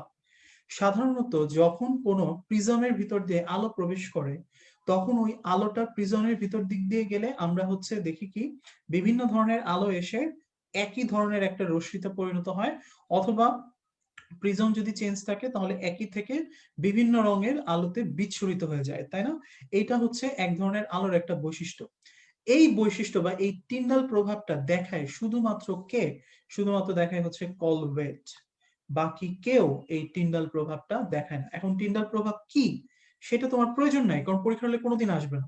তোমাকে আসবে টিন্ডাল প্রভাব কে দেখায়, তুমি স্রেফ মনে রাখবা কলওয়েট। ঠিক আছে। আচ্ছা, আবার আমরা সবাই ব্রাউনীয় গতি পড়ছি পরিমাণগত রসায়ন, পরিমাণগত বা হচ্ছে তোমার পরিবেশ রসায়ন। তো এখানে আমরা পড়ছি গ্যাসের কণাগুলো একটা বদ্ধ মাধ্যমের ভিতর অবাধ একই দিকে ছুটাছুটি করতে থাকে, তাই না? এবং একে অপরের সাথে বিভিন্ন গতিতে ধাক্কা খেয়ে বিভিন্ন দিকে গতিপ্রাপ্ত হয়। তাইলে কলয়েডের কণাগুলা কোনোটা বড় কোনোটা ভাইয়া ছোট। এখন যখন এই ছোট কণাগুলা বড় কণার সাথে ধাক্কা খায় তাদের অবস্থানের পরিবর্তন হয় এবং তারা বিক্ষিপ্তভাবে বিভিন্ন দিকে ছোটাছুটি করতে থাকে। এই প্রভাবটাকেই বলে হচ্ছে ব্রাউনীয় গতি। এই ব্রাউনীয় গতি শুধুমাত্র কার আছে? কলয়েডের আছে, বাকি কারো ব্রাউনীয় গতি নাই। তাহলে আমার এত প্যাঁচানের দরকার নেই, আমি স্রেফ মনে রাখবো কলয়েড কণাগুলোর ব্রাউনীয় গতি আছে, টিন্ডাল প্রভাব আছে, পড়া শেষ। ঠিক আছে। আর মিশ্রণের সুস্থিতি মনে রাখবো, যেহেতু দ্রবণের মধ্যে একটা স্থিতিশীল অবস্থা থাকে, এখানে কোনো বিক্রিয়া হয় না, সুতরাং এটার মিশ্রণটা হচ্ছে সুস্থিতিশীল। ওকে। কলয়েডের কণাগুলা দেখা যায় কি এটা হচ্ছে ভিতরে গেলে পাবা, ধরো এটা যদি একটা পজিটিভ চার্জ হয়ে থাকে ভাই, কলয়েডের কণাগুলা তার চারপাশে বিপরীতধর্মী চার্জ দিয়ে ভ্যান ডার ওয়ালস বন্ডের সাহায্যে আবদ্ধ থাকে, ফলে এটা একটা সুস্থিতিশীল গঠন তৈরি করে। এই পজিটিভ চার্জটা তার চারপাশে নেগেটিভ চার্জ দিয়ে আবদ্ধ থাকে, আবার এই নেগেটিভ চার্জটা তার চারপাশে ভাইয়া পজিটিভ চার্জ দিয়ে আবদ্ধ থাকে। এটাই হচ্ছে কলয়েডের একটা গঠন। ফলে এই গঠনটাকে সহজে বাইরে থেকে কোনো তাপ বা বাইরে থেকে কোনো কিছু প্রয়োগ না করলে চেঞ্জ হয় না, ফলে কলয়েড হচ্ছে একটা স্থিতিশীল মিশ্রণ। কিন্তু বাকি যেগুলা সেগুলো অস্থিতিশীল। ঠিক আছে, সেগুলার পরিবর্তন হয়, যেমন সাসপেনশন, কোয়াগুলেশন, এগুলো হচ্ছে অস্থায়ী। তাহলে আমি মনে রাখবো স্থিতিশীল মিশ্রণ হচ্ছে কয়টা? দুইটা, একটা হচ্ছে দ্রবণ, একটা হচ্ছে কলয়েড। ঠিক আছে, আর এক্সাম্পল গুলা মুখস্থ। ওকে। তাহলে দেখো এই যে এখানে যেই গোল্লাগুলো আমি দিলাম, তুমি যদি জাস্ট এই গোল্লাগুলোও মনে রাখো এই পুরো বক্সটা কিন্তু আর পড়ারই কোনো প্রয়োজন নাই। ঠিক আছে, তুমি স্রেফ সুন্দর করে একটা খাতার ভিতরে যেগুলো গোল্লা আলাদা আলাদা এক্সেপশনাল পয়েন্ট সেগুলোই মনে রাখবে। এখন তোমাকে যদি কেউ জিজ্ঞেস করে সমসত্বকে, তুমি তো পড়ছো সমসত্ব মানে হচ্ছে দ্রবণ, তাহলে কলয়েড আর সাসপেনশন কি? অসমসত্ব। তুমি পড়ছো একমাত্র দেখা যায় না কে? দ্রবণ, তাহলে বাকিগুলা দেখা যায়। তুমি পড়ছো ব্রাউনীয় গতি টিন্ডাল প্রভাব শুধুমাত্র কার জন্য প্রযোজ্য? কলয়েড, তাহলে বাকিগুলাতে এদের কোনো প্রভাব নাই। তুমি পড়ছো স্থিতিশীল মিশ্রণ কার জন্য? দ্রবণ আর কলয়েড, তাহলে বাকিগুলাতে কোনো স্থিতিশীলতার কথা নাই, ওগুলা অস্থিতিশীল। পড়া শেষ। ঠিক আছে, সো পড়াটাকে একটু ছোট করে আনতে হবে। ওকে, কারণ 5.6 বিশাল বড়। ঠিক আছে, এটা তুমি যদি না বুঝে খালি রাড্ডা মেরে মুখস্থ করো তাহলে 2 দিন পরে ভুলে যাবে। ওকে। আচ্ছা, এবার চলে আসে হচ্ছে পরের পেজ। পরের পেজ গুলাতে যে জিনিসটা আমার লাগবে সেটা হচ্ছে এই যে পেজে আছে, এই পেজের একদম নিচের দিকে জারণ পদ্ধতিতে সলের কিছু এক্সাম্পল আছে। ঠিক আছে, সল মানে হচ্ছে তোমার তরল মাধ্যমে যদি কোনো কঠিন কণা থাকে সেটাকে আমরা হচ্ছে সল বলি। ঠিক আছে, তাহলে আলটিমেটলি এই যে সল, এগুলোর আবার তিনটা এক্সাম্পল আছে, একটা হচ্ছে ধনাত্মক চার্জযুক্ত, একটা হচ্ছে ঋণাত্মক চার্জযুক্ত, একটা হচ্ছে ধাতব সালফাইড জল যেগুলো ঋণাত্মক চার্জযুক্ত হয়। ওকে, এখন নিয়মটা কি? নিয়ম খুব সিম্পল ভাই, ঠিক আছে। এগুলো সবগুলোর ক্ষেত্রে তুমি যে টেকনিকে মনে রাখবা, যদি কোনোটার ক্ষেত্রে, ঠিক আছে, নাম থাকে, দেখো এটা নাম না, এগুলো কিন্তু সব প্রতীকে লিখছে, ফেরিক, অ্যালুমিনিয়াম, ক্যালসিয়াম, ঠিক আছে। তাহলে প্রতীকে যেগুলা থাকে সেগুলো আমি মনে রাখবো হচ্ছে ধনাত্মক সল, কারণ বইয়ের বাইরে তো কোয়েশ্চেন হবে না ভাই, তাই না? তাহলে আমার টেকনিকটা হবে কি, যে আমি টেকনিকে মনে রাখবো যদি কোনোটা হচ্ছে আমার এইরকম প্রতীকে লেখা আছে, যেগুলো অ্যালুমিনিয়াম, আয়রন, তারপর হচ্ছে ক্যালসিয়াম, এগুলো প্রতীকে লেখা, তাহলে এগুলো হচ্ছে ধনাত্মক সল। আর যদি কোনোটা নাম দিয়ে লেখা থাকে, যেমন হচ্ছে গোল্ড, প্ল্যাটিনাম, সিলভার, এগুলো হচ্ছে আমার ঋণাত্মক সল। এইভাবে মনে রাখা যায়। আর আমি যখন তোমাদের লেভেলে ছিলাম, সেই লেভেলে থাকতে আমি আরেকটা উপায় মনে রাখতাম, সেগুলো হচ্ছে দামি ধাতু সমান সমান ঋণাত্মক। কেন? এগুলা কিনা যায় না, আমাদের কেনার সামর্থ্য নাই, ঠিক আছে। অনেকেরই আছে, সরি, মানে কিন্তু সাধারণ অবস্থায় তুমি চাইলে 1 কেজি গোল্ড নিয়ে আসলাম, 1 কেজি প্ল্যাটিনাম নিয়ে আসলাম, এরকম করে তো আসলে কেনা যায় না, তাই না? তাহলে দামি ধাতু কিনতে পারি না, এই জন্য এটা হচ্ছে কি ঋণাত্মক, ঠিক আছে। তাহলে দামি ধাতু যেগুলো আছে, গোল্ড, প্ল্যাটিনাম, সিলভার, ঠিক আছে, এগুলো হচ্ছে কি ঋণাত্মক সল। আর যেগুলো নর্মাল ধাতু আছে, যেগুলো খুব কমন, ঠিক আছে, কমন, সেগুলো হচ্ছে ধনাত্মক, ঠিক আছে, এগুলো আমরা সবসময় কিনতে পারি। ওকে, তাহলে আলটিমেটলি আয়রন, অ্যালুমিনিয়াম, ক্যালসিয়াম, এগুলো কমন, এই জন্য এগুলো হচ্ছে পজিটিভ। দামি ধাতু কেনা যায় না ভাই, এই জন্য এটা হচ্ছে নেগেটিভ। আর এইটা পড়ারই প্রয়োজন নাই, নামেই আছে সালফার, তাহলে সালফার দিয়ে যদি কোনো কিছু দেখো, সেটা অবশ্যই কি হবে, সালফারের সল হচ্ছে ঋণাত্মক চার্জযুক্ত, শেষ। ওকে, তাহলে আলটিমেটলি এইভাবে করে একটু হচ্ছে খেয়াল রাখবা, জিনিসগুলো খুব ইজিলি মনে থাকবে, ঠিক আছে। এবার চলে আসি হচ্ছে আমরা নেক্সট পড়ে। নেক্সট পড়াটার মধ্যে কি আছে, আচ্ছা এইখানে একটা টপিক আছে যেটা তোমাদেরকে একটু পেইন দিবে। দুই ধরনের কলয়েডের বৈশিষ্ট্য আছে, একটা হচ্ছে দ্রাবক আকর্ষী, একটা হচ্ছে দ্রাবক বিকর্ষী।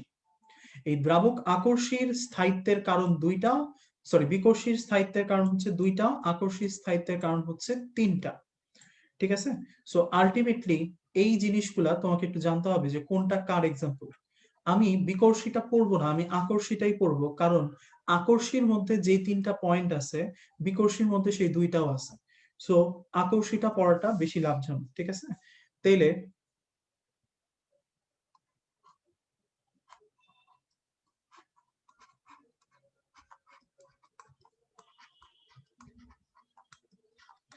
এইটা একটু লিখো, দ্রাবক পড়তে আস্থা লাগে,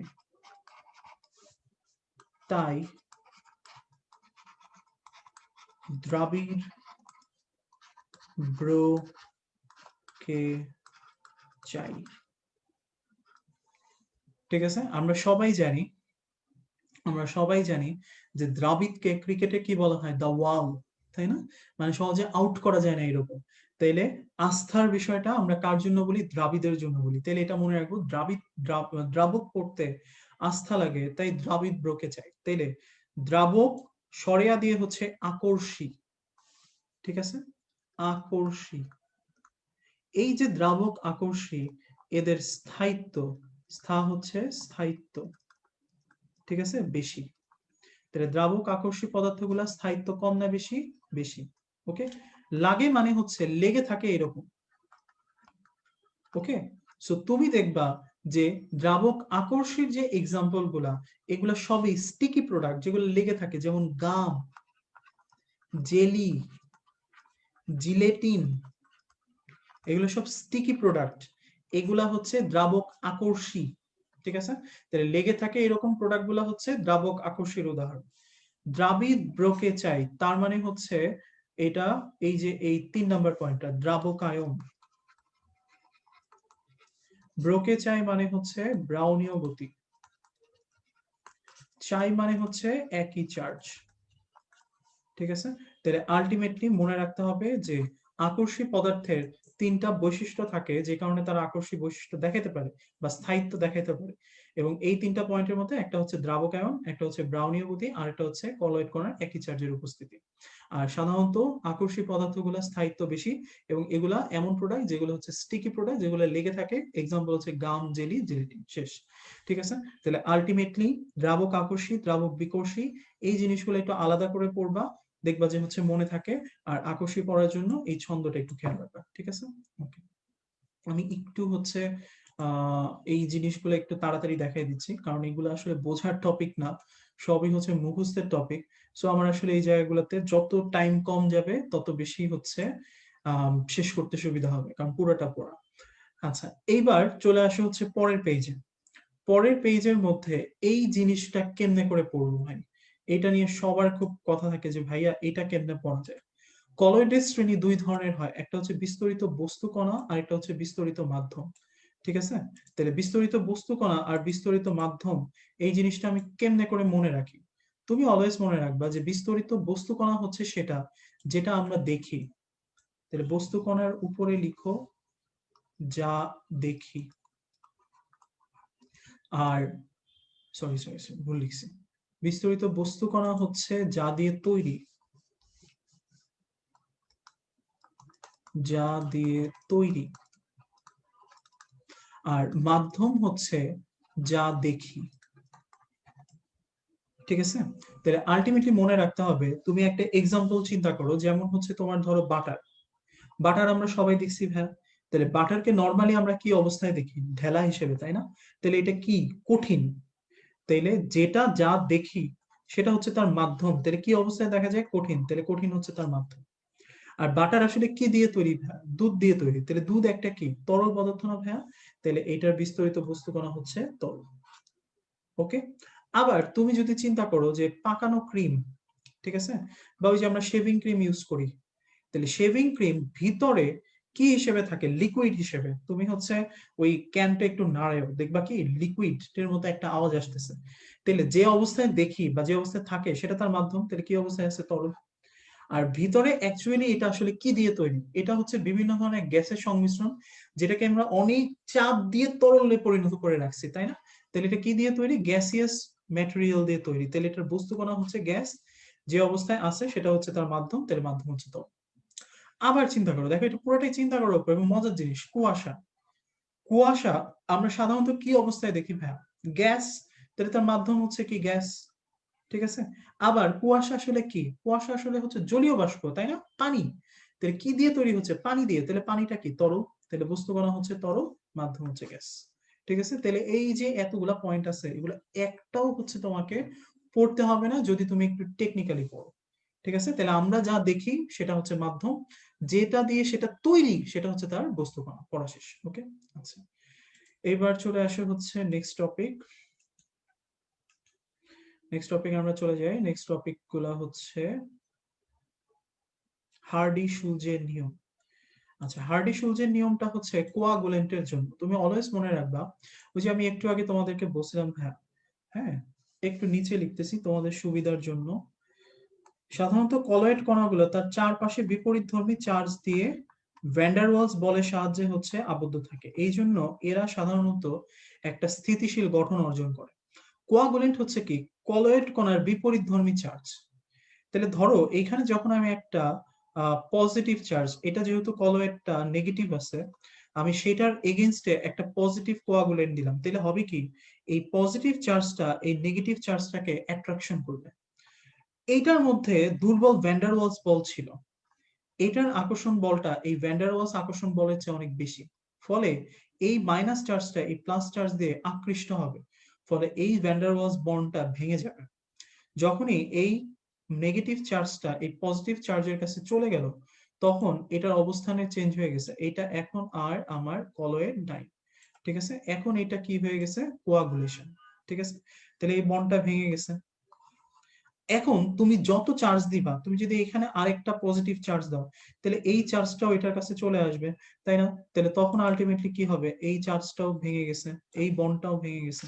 তাহলে তখন এখানে আমার কি তৈরি হয়েছে? তখন এখানে আমার হচ্ছে একটা কোয়াগুলেশন তৈরি হয়েছে। কোয়াগুলেশনের গঠনের নিয়মের জন্যই আমার এই হার্ডি-শুলজের নিয়মটা কি?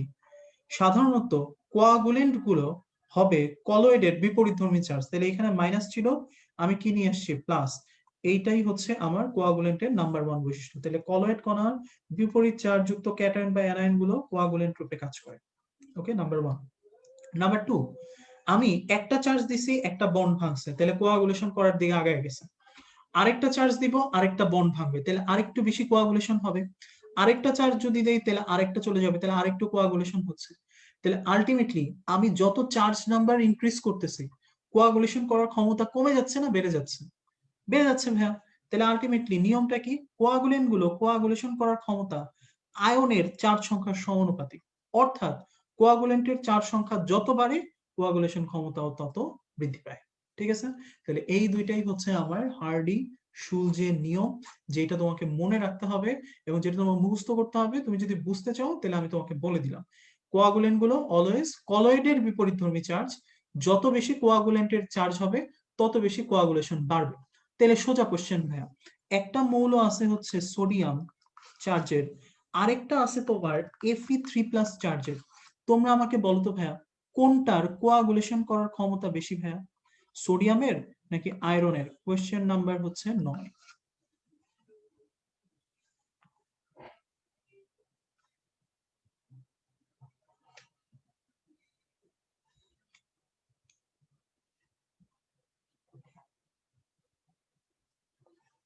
আয়রনের, তাই না?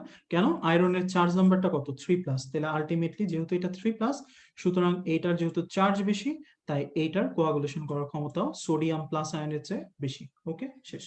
ঠিক আছে? তাহলে আলটিমেটলি এই জিনিসগুলাই ছিল যেগুলো হচ্ছে তোমার মোটামুটি হচ্ছে 5.6 থেকে জানতে হতো। ওকে, নেক্সট যে টপিকটা আছে, এই টপিকগুলো খুবই ইজি ভাইয়া। আমি এখন এই টপিকগুলো একটু হচ্ছে তাড়াতাড়ি চলে যাব, কারণ এগুলাতে পড়ার টপিক কম। এগুলাতে খালি হচ্ছে কিছু বানাও কিছু বানাও বানাও বানাও এরকম আছে। সো আলটিমেটলি এতটা ইম্পর্টেন্ট না।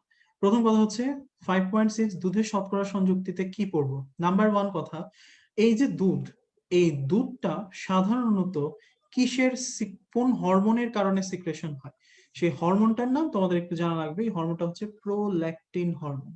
এখন এই যে প্রোল্যাকটিন হরমোন, এই প্রোল্যাকটিন হরমোনটা আসলে কোথা থেকে নিঃসৃত হয়? পিটুইটারি গ্ল্যান্ড থেকে। ঠিক আছে? তাহলে কোন হরমোনের প্রভাবে হচ্ছে দুধ নিঃসরিত হয় ম্যামারি গ্ল্যান্ডে? সেটার নাম হচ্ছে প্রোল্যাকটিন। প্রোল্যাকটিন হরমোনটা সাধারণত কোন গ্ল্যান্ড থেকে নিঃসৃত হয়? Pituitary gland. এই কথাটা একটু পড়তে হবে। ওকে, নাম্বার 2, এই যে দুধ, এই দুধের একটা পিএইচ এর মান আছে, এটা মনে রাখতে হবে। কেন?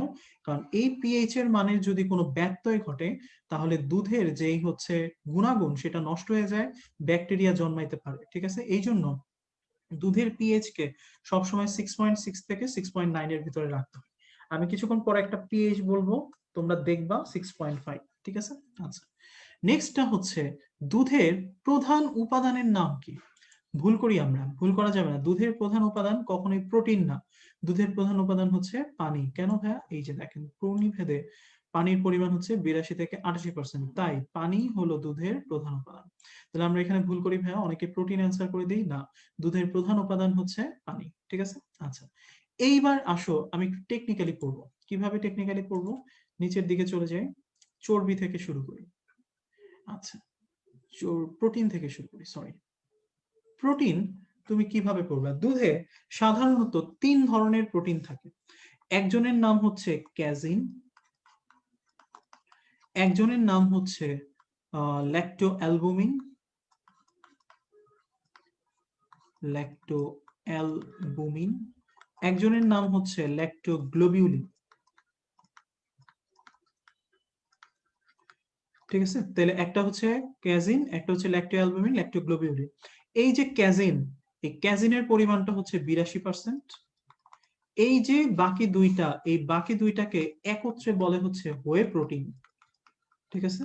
এই হোয়ে প্রোটিনের পরিমাণ হচ্ছে 18%। তাহলে দুইটা জিনিস তোমাদেরকে একটু জানতে হবে। কয় ধরনের প্রোটিন আছে? 3 ধরনের।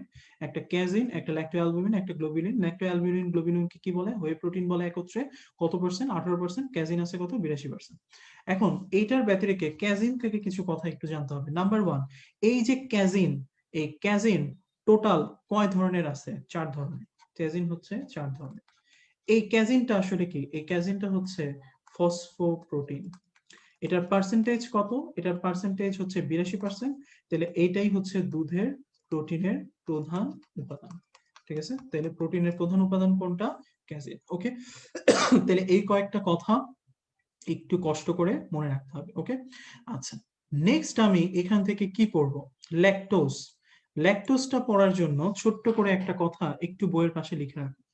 এল সমান সমান জি প্লাস জি এবং 2O।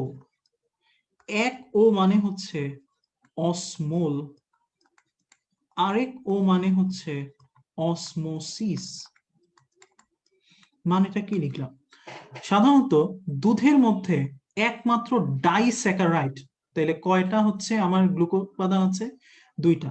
একটা হচ্ছে জি দিয়ে গ্লুকোজ, আরেকটা জি দিয়ে হচ্ছে গ্যালাক্টোজ। তাহলে প্রশ্ন হচ্ছে দুধের ডাইস্যাকারাইডের নাম কি? ল্যাকটোজ। ভাঙলে কি পাওয়া যায়? Glucose, galactose.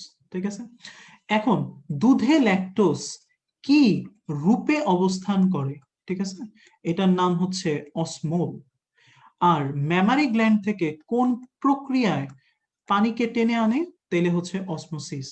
তাহলে যদি রূপ বলে অসমো, যদি প্রক্রিয়া বলে অসমোসিস। ঠিক আছে, তাহলে আলটিমেটলি তুমি দেখো এই লাইনগুলো কোথায় আছে। এই যে ল্যাকটোজ দুধের একমাত্র ডাইস্যাকারাইড, ল্যাকটোজ অণু সমসংখ্যক গ্লুকোজ গ্যালাক্টোজ অণুর সমন্বয়ে গঠিত, ল্যাকটোজ দুধের অসমোল রূপে কাজ করে, আর ম্যামারি গ্ল্যান্ডে পানিকে অসমোসিস প্রক্রিয়ায় টেনে আনে। তাহলে আমি এত কষ্ট না করে জাস্ট এটা মনে রাখবো, এল সমান সমান জি প্লাস জি এবং 2O। 2 এর মধ্যে একটা ও মানে হচ্ছে অসমো, যেটার অসমোসিস প্রক্রিয়ায় অসমোল রূপে কাজ করে, আর এটা হচ্ছে পানিকে অসমোসিস প্রক্রিয়ায় টেনে আনে। শেষ। ওকে, আচ্ছা, খনিজ উপাদান এই জিনিসগুলা হচ্ছে মনে রাখার জন্য সহজভাবে মনে রাখবো যে দুধে দুইটা খনিজ উপাদান সবচেয়ে হচ্ছে কম থাকে আর তিনটা খনিজ উপাদান বেশি থাকে। তাই কোন তিনটা বেশি থাকে ভাই? অ্যান্সার হচ্ছে ক্যাপ কে, এই তিনটা বেশি। কম কোনটা ভাইয়া? কম হচ্ছে দুইটা, একটা হচ্ছে কপার আর একটা হচ্ছে আয়রন। এখন ভিটামিনও খুব মজার ভাইয়া। ভিটামিন, এই যে কপার আর আয়রন এই দুইটা কম আছে, তাহলে তোমার মনে আছে এই কপার আর আয়রন ভাই সাহেব মিলে একটা ভিটামিনকে বিনষ্ট করতো। বিনষ্ট জিনিসটার নামই হচ্ছে এটা, ভিটামিন এ, তাই না? তাহলে দুধে কপার আর আয়রন কম আছে, ডেফিনেটলি কোন ভিটামিন বেশি আছে? ভিটামিন এ। আর দুধে কোন ভিটামিনটা কম আছে? সেটা হচ্ছে ডি আর সি।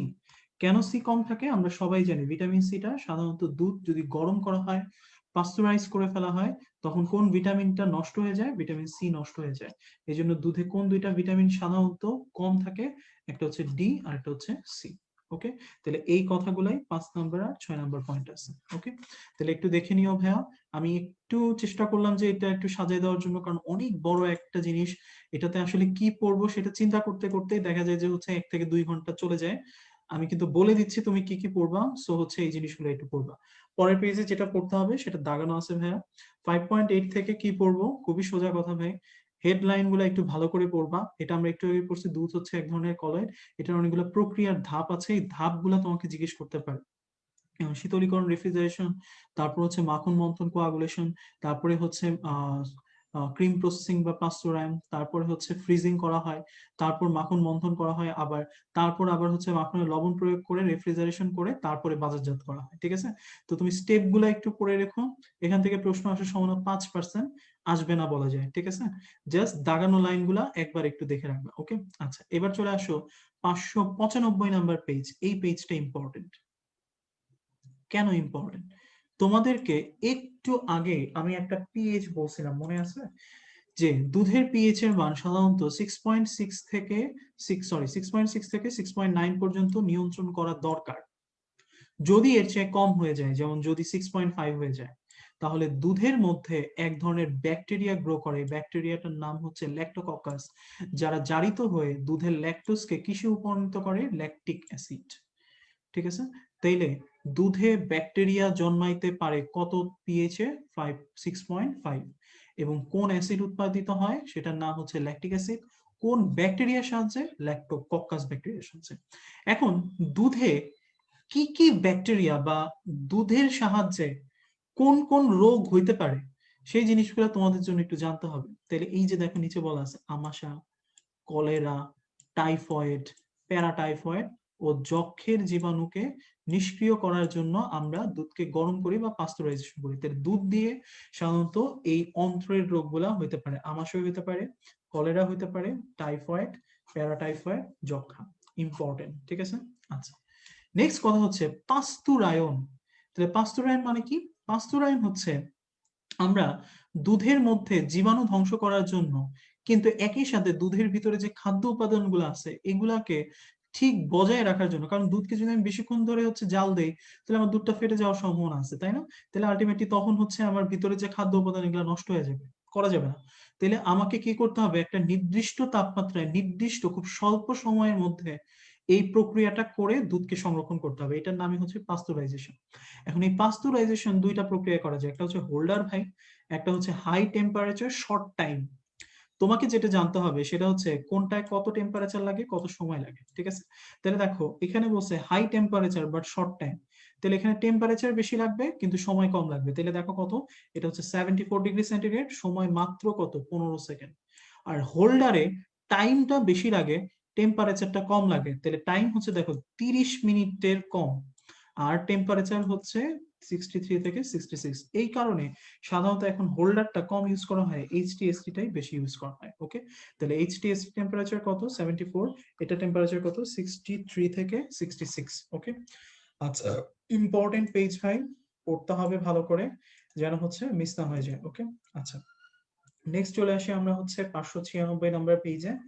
596 নাম্বার পেজে আছে দেখো টয়লেট্রিজ বা হচ্ছে পারফিউমারি, খুবই ইম্পর্টেন্ট টপিক, তোমাকে জানতে হবে নিচের কোনটি টয়লেট্রিজ এর এক্সাম্পল, নিচের কোনটি পারফিউমারির এক্সাম্পল। তাহলে কোথায় আছে? তোমরা সবাই 597 নাম্বার পেজে চলে যাও, একদম নিচের দিকে, ঠিক আছে? দেখো এই কথাটা আছে, টয়লেট্রিজ এর এক্সাম্পল কি, পারফিউমারির এক্সাম্পল কি। এখন আমি এই জিনিসটাতে মনে রাখার জন্য এই কথাটা সবসময় মনে রাখতে বলি, খুবই ভয়ানক একটা লাইন, সকালবেলা ঘুম থেকে উঠে যদি এই লাইনটা দেখতে হয় তাহলে খুবই মেজাজটা গরম হয়ে যায়। টয়লেটে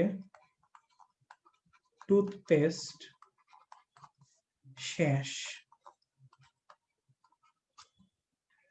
ওকে, অনেকে হয়তো বলবো ভাইয়া এই জিনিসগুলা তো হচ্ছে মানে খুব কমন, আমাদের তো মাঝে মধ্যে হচ্ছে টুথপেস্ট শেষ হয়ে যায়, আমরা তো দাঁতই মাজি না, ঠিক আছে? সুতরাং আমাদের জন্য এটা কোনো ব্যাপার কিনা, ঠিক আছে? তো আলটিমেটলি ভয়ানক লাইন হয়তো যদি হচ্ছে টয়লেটে পানি না থাকতো, তাই না? তুমি টয়লেটে কিছু সুন্দর করে, সকালবেলা ক্লাস আছে, তুমি চিন্তা করো যে হঠাৎ করে তুমি যখন মানে তোমার সব কাজ শেষ, এখন তুমি পানি ইউজ করবা, যখনই কলটা ঘুরাইলা দেখলাম পানি নাই, ঠিক আছে? তখন কিন্তু ব্যাপক একটা বিনোদন এবং একটা ভালোবাসা জেগে ওঠে, তাই না? তুমি যেখানে আছো সেই জায়গাটার উপর। তো দেখা যায় কি মাঝে মধ্যে হয় কি যে হচ্ছে যারা হচ্ছে ইনশাআল্লাহ গভর্নমেন্টে চান্স পাবা, তো তাদের জন্য দেখা যাবে যে হচ্ছে হোস্টেলের মধ্যে মাঝে মধ্যেই হচ্ছে এই ধরনের বিভ্রান্তিকর কিছু সিচুয়েশন আসতে পারে। একটু মেনে নিতে হবে, একটু হচ্ছে নিজেকে গড়ে তুলতে হবে, ঠিক আছে? ওই মোমেন্টে তুমি কতটা প্রত্যুত পণ্যমতি আচরণ করতে পারো সেটার উপরে আসলে ডিপেন্ড করবে, ঠিক আছে? তবে তোমাদের ভয় পাওয়ার কিছুই নেই, চলে আসে, ঠিক আছে? একটু 5-10 মিনিট ওয়েট করতে হয়, তারপরে দেখবা যে সাথে সাথে অনবরত ধারায় চলে আসছে, ঠিক আছে? সুতরাং সকালবেলা গিয়ে নাই এই ব্যাপারটাতে মন খারাপ করা যাবে না, ঠিক আছে? নাই হইতেই পারে, চলে আসবে, ঠিক আছে? সুতরাং তোমাদেরকে বিশ্বাস রাখতে হবে, ঠিক আছে? যে হবে হবে হচ্ছে, হয়ে যাবে ইনশাল্লাহ, চলে আসবে, কোনো টেনশন নেই। তো যাই হোক, যারা হচ্ছে দাঁত না মাজার হচ্ছে ধান্দায় ছিল যে হচ্ছে টুথপেস্ট শেষ হয়ে গেছে আজকে তো দাঁত মাজতে হবে না, ইয়ো ইয়ো কন্ডিশন, ঠিক আছে? তাদের জন্য আসলে এই লাইনটা ডেডিকেটেড করা। তো আলটিমেটলি দেখো আহ টয়লেটের টুথপেস্ট শেষ এই কথাটার আসলে মানে কি? মানে হচ্ছে টুথপেস্ট, শে দিয়ে হচ্ছে শ্যাম্পু, দন্ত স দিয়ে হচ্ছে সোপ বা টয়লেট সোপ। তাহলে দেখো টয়লেটের সাবান, শ্যাম্পু, টুথপেস্ট, এই তিনটা হচ্ছে টয়লেট্রিজ।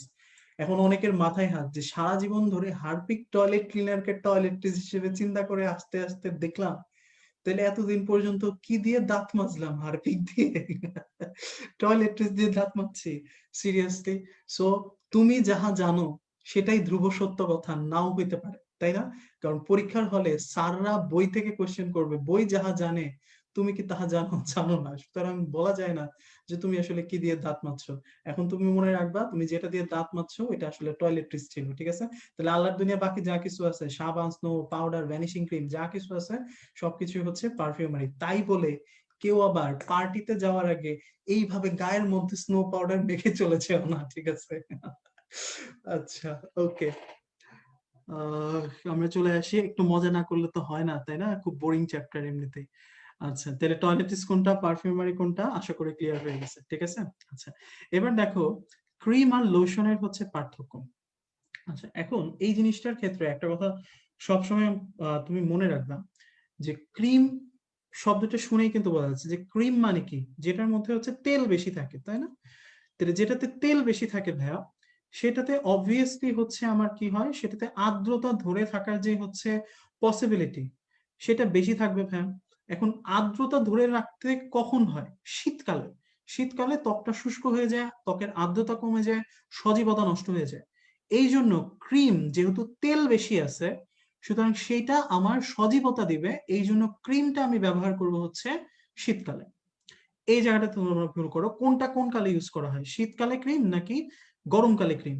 মনে রাখতে হবে ক্রিমটা হচ্ছে শীতকালে, এটার মধ্যে তেলের পরিমাণ বেশি, এটা সজীবতা দেয়, এই জন্য শীতকালে বেশি ব্যবহার করতে হয়। লোশনটা হচ্ছে পানির পরিমাণটা বেশি তেলের চেয়ে, এই জন্য এটা শরীরের উপর একটা স্তর তৈরি করে, ফলে হচ্ছে শরীরের ভিতরে যে ঘাম গ্রন্থিগুলো আছে এগুলো ব্লক হয়ে যায় না, এবং এটা গরমকালে সাধারণত হচ্ছে বেশি ইউজ করা হয়। এই কথাগুলাই এই যে এই জায়গাটার মধ্যে আছে। ওকে, এই যে দেখো লোশন বেশি উপযোগী হয় গ্রীষ্মকালে যখন বাতাসে আর্দ্রতা বেশি থাকে। ওকে, আর ক্রিম ব্যবহৃত হয় হচ্ছে শীতকালে শুষ্ক তাপমাত্রায়, ঠিক আছে?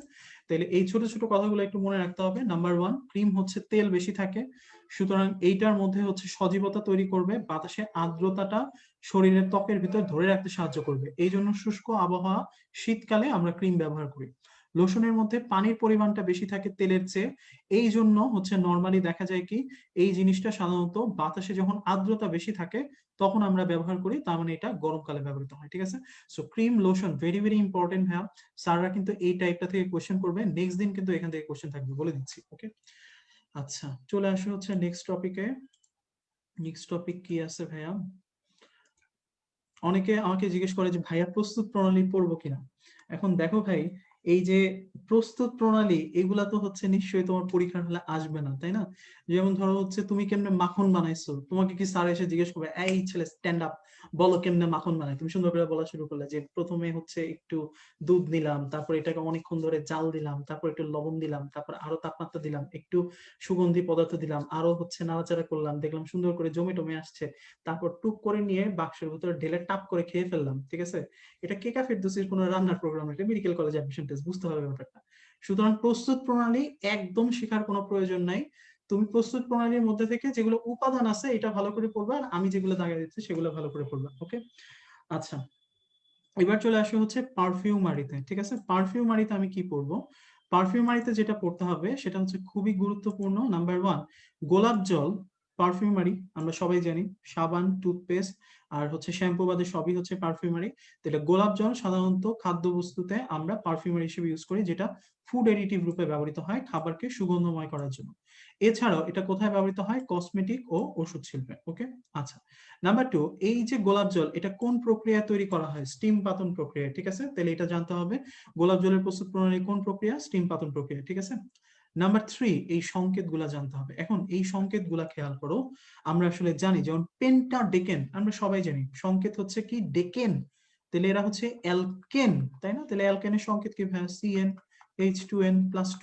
তাহলে এইটা যদি পেন্টা 5, ডেকেন 10, তাহলে 5 আর 10 কত? 15, তাহলে এটা হচ্ছে 32। তাহলে দেখেন তো মিলাও তো, পেন্টাডেকেন 32, ঠিক আছে? আবার যদি বলে ই কোসেন, ই মানে শূন্য, কোসেন মানে হচ্ছে 20, তাহলে কার্বন হচ্ছে শূন্য আর 20 হচ্ছে কত? 20, তাহলে হাইড্রোজেন কত হবে? 42, ঠিক আছে? তাহলে এখান থেকে সংকেত গুলা পড়তে হবে, যে সংকেত গুলার আমরা সবাই পারি, ঠিক আছে? আর ইম্পর্টেন্ট হচ্ছে লাস্ট লাইনটা, ফিনাইল ইথাইল অ্যালকোহল ও জেরানিয়ল নামক টারপিন সাধারণত গোলাপ জলের মনোমুগ্ধকর সুগন্ধের কারণ। তাহলে প্রশ্ন আসতে পারে গোলাপ জলের মনোমুগ্ধকর সুগন্ধের কারণ কোনটা? এই দুইটা, ফিনাইল ইথাইল অ্যালকোহল আর জেরানিয়ল নামক টারপিন, ঠিক আছে? ওকে, এবার আসি আমরা হচ্ছে নেক্সট টপিকে। নেক্সট টপিকটা চলে যাও। নেক্সট টপিকে হচ্ছে হেয়ার অয়েল প্রস্তুতি, ট্যালকম পাউডার প্রস্তুতি। কি পড়বো এখান থেকে? তো আমি যখন এটা প্রথমে পড়ে আমি নিজেই একটু অবাক হয়ে গেছিলাম যে আমি সারা জীবন ধরে হচ্ছে বিভিন্ন ধরনের তেলের নাম শুনছি, কিউট, তারপর হচ্ছে প্যারাশুট, তারপর হচ্ছে হাঁসমার্কা, তারপরে তোমার হচ্ছে আরো কি কি জানি আছে আল্লাহ জানে, ঠিক আছে। তো এগুলার নাম শুনে শুনে আমরা বড় হয়েছি, বাট এটার লাইন গুলা হচ্ছে খুবই মজার। যেমন দেখো কি বলছে, বাজারে সাধারণত দুই ধরনের হেয়ার অয়েল পাওয়া যায়, একটা হচ্ছে ডাবুর আমলা হেয়ার অয়েল, একটা হচ্ছে হার্বাল হেয়ার অয়েল। তাহলে বইয়ে যা বলছে এটাই পড়তে হবে। তাহলে এখন খেয়াল করো কি পড়বো। ডাবুর আমলা হেয়ার অয়েল এর মূল উপাদান হচ্ছে নারিকেল তেল। তাহলে এতদিন পর্যন্ত যেটা আসলে তোমরা হাসমার্কা তেল পড়ছো সেটা আসলে ডাবুর আমলা ছিল। তাহলে এটার মূল উপাদান হচ্ছে নারকেল তেল। ওকে। আর হার্বাল হেয়ার অয়েলটা 3 ধরনের তেল থেকে তৈরি হয়। ওই 3 ধরনের তেল মনে রাখার জন্য আমরা একটু কষ্ট করে একটা মুভির ফেভারিট ক্যারেক্টারের নাম শুনবো, সেটা হচ্ছে বাসন্তী, তাই না? বাসন্তী কুত্তোকে সামনে মাত নাচনা, তাই না? তাহলে বা দিয়ে হচ্ছে কি বাদাম তেল, দন্ত স দিয়ে হচ্ছে কি সূর্যমুখী তেল, আর তি দিয়ে হচ্ছে কি তিলের তেল। তাহলে বাসন্তী হচ্ছে আমার হার্বাল হেয়ার অয়েলের 3টা উপাদান, ঠিক আছে। কম হাসো কম হাসো, হাসি বেশি হয়ে যাচ্ছে, ওকে। তাহলে আলটিমেটলি হার্বাল হেয়ার অয়েলে কয়টা আছে? 3টা আছে, একটা বাদাম তেল, একটা সূর্যমুখী তেল, একটা তিলের তেল, ঠিক আছে, ওকে। এইবার নিচের জিনিসগুলো একটু পড়তে হবে, হ্যাঁ। চুলকে কোমলতা দান করে কে?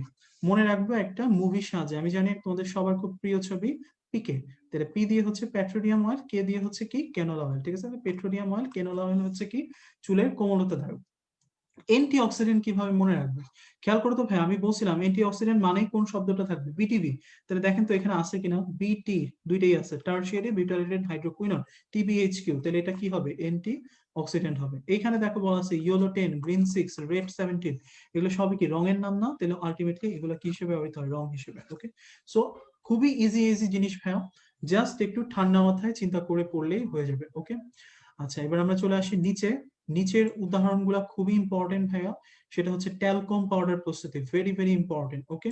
ট্যালকম পাউডারের ক্ষেত্রে যেটা তোমাকে জানতে হবে, ট্যালকম পাউডারের প্রধান বা মূল উপাদান কি? ট্যালক, ঠিক আছে। এটা রাসায়নিক নামটা হাইড্রেটেড ম্যাগনেসিয়াম সিলিকেট। এর 3টা সংকেত আছে, 3টাই পড়তে হবে ভাইয়া, কারণ প্রশ্নে আসবে নিচের কোনটি, মানে একই সংকেত 3 ভাবে লিখছে, নিচের কোনটি ট্যালকম পাউডারের সংকেত নয়? তাহলে 3টা সংকেত আছে হাইড্রেটেড ম্যাগনেসিয়াম সিলিকেটের, 3টাই একটু কষ্ট করে পড়ে নিবা, ঠিক আছে, ওকে। এবার চলে আসি হচ্ছে পরের পেজ। পরের পেজে চলো। ও বাবা, বিনোদন শুরু হয়ে গেছে, ঠিক আছে। এত বিনোদন নেওয়া যাবে না ভাই, ঠিক আছে। কুমকুম, অনেক কিছু তেলের নাম দিছে পোলাপাইন।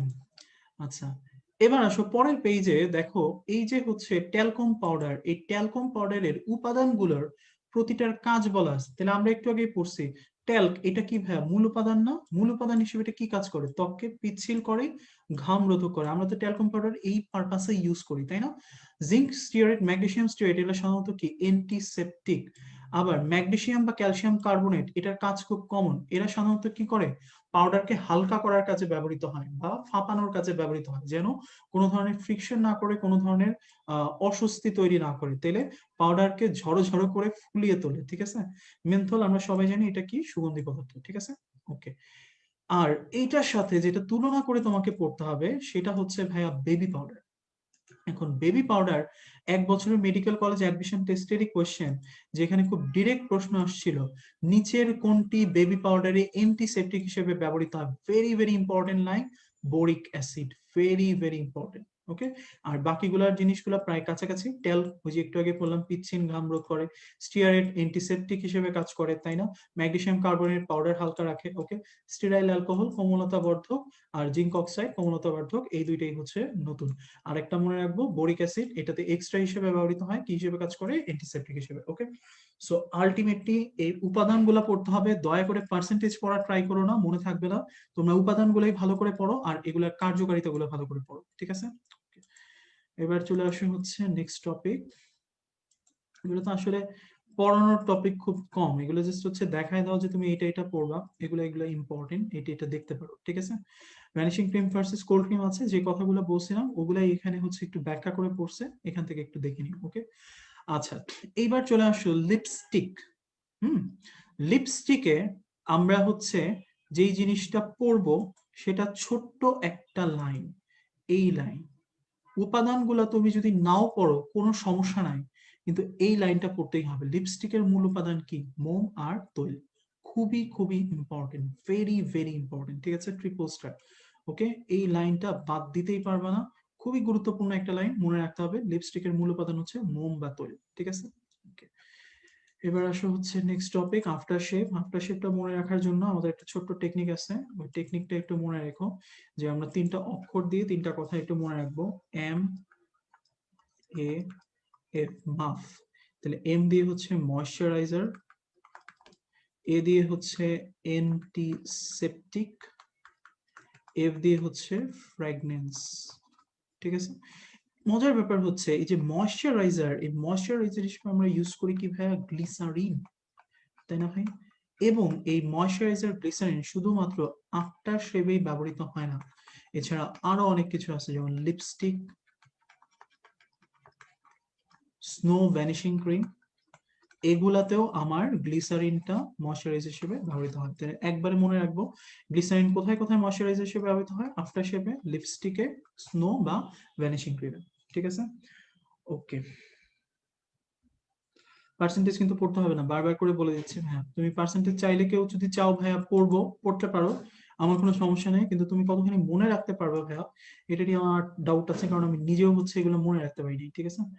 ওকে, মেহেদি। মেহেদি থেকে প্রশ্ন আসছিল এক বছর, খুবই সোজা একটা কোয়েশ্চেন, এই যে লসন যোগটা নিশ্চয়ই মনে আছে ভাইয়া তোমাদের। এখন লসন থেকে খালি লসন পড়লে হবে না, এটার প্রধান উপাদানের রাসায়নিক নামটাও পড়তে হবে। তাহলে লসনের রাসায়নিক নাম হচ্ছে 2-হাইড্রোক্সি-1,4 ন্যাপথাকুইনন, এটাই মেহেদিতে প্রধান উপাদান হিসেবে ব্যবহৃত হয়, ঠিক আছে। ওকে, পড়া প্রায় শেষ ভাইয়া, আর মাত্র 5 মিনিটের পড়া বাকি আছে। চলে আসে হচ্ছে গ্লাস ক্লিনার প্রস্তুতি, কি পড়বো, উপাদানগুলা পড়বা, আর এই যে প্রতিটার যে কাজগুলো আছে সেটা পড়বা, ঠিক আছে। সো এখান থেকে দেখানোর কিছু নাই, শুধু একটা লাইন যেটা বইয়ের ভিতর দাগানো আছে, তোমরা অনেকে খেয়াল করো না। সাধারণত গ্লাস ক্লিনারের কেন দরকার হয়, কারণ হচ্ছে গ্লাস ক্লিনারের মধ্যে, সরি, গ্লাসের মধ্যে এই যে কস্টিক সোডা, সেটা গ্লাসের যে উপাদান আছে সিলিকেট, সেটার সাথে বিক্রিয়া করে একটা যৌগ উৎপন্ন করে যার নাম হচ্ছে সোডিয়াম সিলিকেট, আবার পটাশিয়াম মিশ্রিত হয়ে পটাশিয়াম সিলিকেট উৎপন্ন করে, যা গ্লাসের দাগ তৈরি করে। এখন মেডিকেল অ্যাডমিশন টেস্টে যদি কোশ্চেন আসে নিচের কোন যৌগটি গ্লাসের দাগ তৈরির জন্য দায়ী, তোমার অ্যান্সার হবে সোডিয়াম সিলিকেট অথবা পটাশিয়াম সিলিকেট, ঠিক আছে। তাহলে দাগ তৈরি করে কোন যৌগ, সোডিয়াম সিলিকেট যৌগ অথবা পটাশিয়াম সিলিকেট যৌগ, ওকে। আর বাকিগুলো জাস্ট হচ্ছে এখান থেকে একটু রিডিং করে নিবা। অ্যামোনিয়ার কাজ কি, তারপর হচ্ছে সোডিয়াম লরাইল সালফেটের কাজ কি, আইসোপ্রোপাইল অ্যালকোহলের কাজ কি, ইথিলিন গ্লাইকলের কাজ কি, টেট্রাসোডিয়ামের কাজ কি, পারফিউমারির কাজ কি, পানির কাজ কি, ঠিক আছে। প্রতিটা জিনিস একটু ঠান্ডা মাথায় দেখে নিতে হবে, ঠিক আছে। ওকে, এইবার আসো, কিছু পার্থক্য আছে, এই পার্থক্যগুলো আমি একটু লিখে দিচ্ছি, ওকে। তুমি মনে রাখবা, টয়লেট ক্লিনার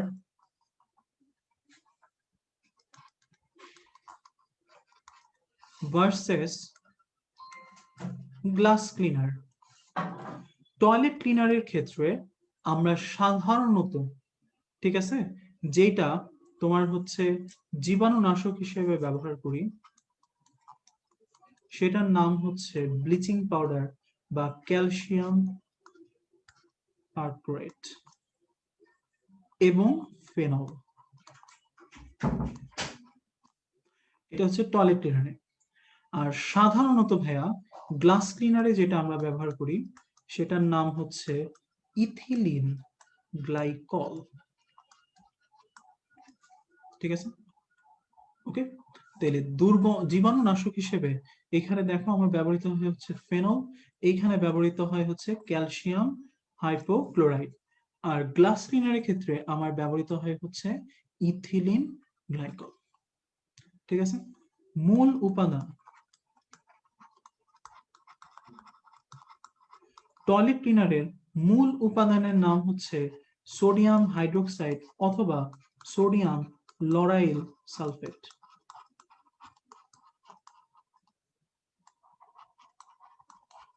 এইটার মূল উপাদানের নাম গ্লাস ক্লিনারের হচ্ছে অ্যামোনিয়া।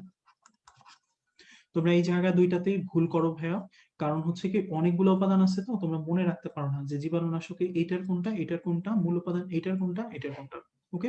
এই জন্য আমি একটু লিখাই দিলাম, টয়লেট ক্লিনারের ক্ষেত্রে জীবাণুনাশক হচ্ছে হয় ব্লিচিং পাউডার নইলে ফেনল, গ্লাস ক্লিনারে হচ্ছে ইথিলিন গ্লাইকল। মূল উপাদান টয়লেট ক্লিনারে হচ্ছে সোডিয়াম হাইড্রোক্সাইড অথবা লরাইল সালফেট, আর গ্লাস ক্লিনারে হচ্ছে অ্যামোনিয়া 28%, ওকে। আচ্ছা, ঠিক আছে, পড়া প্রায় শেষ ভাইয়া, লাস্ট টপিক এই পেজটা। ওকে, তাহলে এই পেজটার মধ্যে আমার কি আছে ভাই? এই পেজটার মধ্যে 3টা বিক্রিয়া আছে। এই বিক্রিয়াগুলা কিসের? এটা হচ্ছে ভিনেগার প্রস্তুতি। তো ভিনেগার প্রস্তুতি সময় আমরা যে অ্যাসিটিক অ্যাসিডটা উৎপন্ন করি সেটা সাধারণত 2টা প্রক্রিয়ায় করা যায়, ঠিক আছে? একটা হচ্ছে আমরা শর্করা থেকে, আরেকটা হচ্ছে মল্ট থেকে তৈরি করতে পারি, আরেকটা তোমার হচ্ছে সাধারণত কৃত্রিম ভাবে তৈরি করা যায়, ঠিক আছে? তাহলে আমরা নর্মালি যেটা সেটাই শিখি, মল্ট যেটা হচ্ছে তোমার শর্করা থেকে সেটা। তাহলে শর্করা বা স্টার্চ বা সুক্রোজ থেকে আমার পরিণত হবে কি ইনভার্ট চিনিতে। নিয়মটা হচ্ছে ইনভার্ট চিনিতে পরিণত করতেছো, তাহলে এনজাইমটার নাম এটার সাথে মিল আছে, ইনভার্টেজ। ওকে, তাহলে ইনভার্ট চিনিতে পরিণত করা নাম কি? ইনভার্টেজ। আর ইনভার্ট চিনি থেকে যখন তুমি ইথানল প্রস্তুত করতেছো তখন এই এনজাইমটার নাম হচ্ছে জাইমেস। তাহলে তুমি একটা কথাই মনে রাখবা, ইনভার্ট হয় ইনভার্টেজে,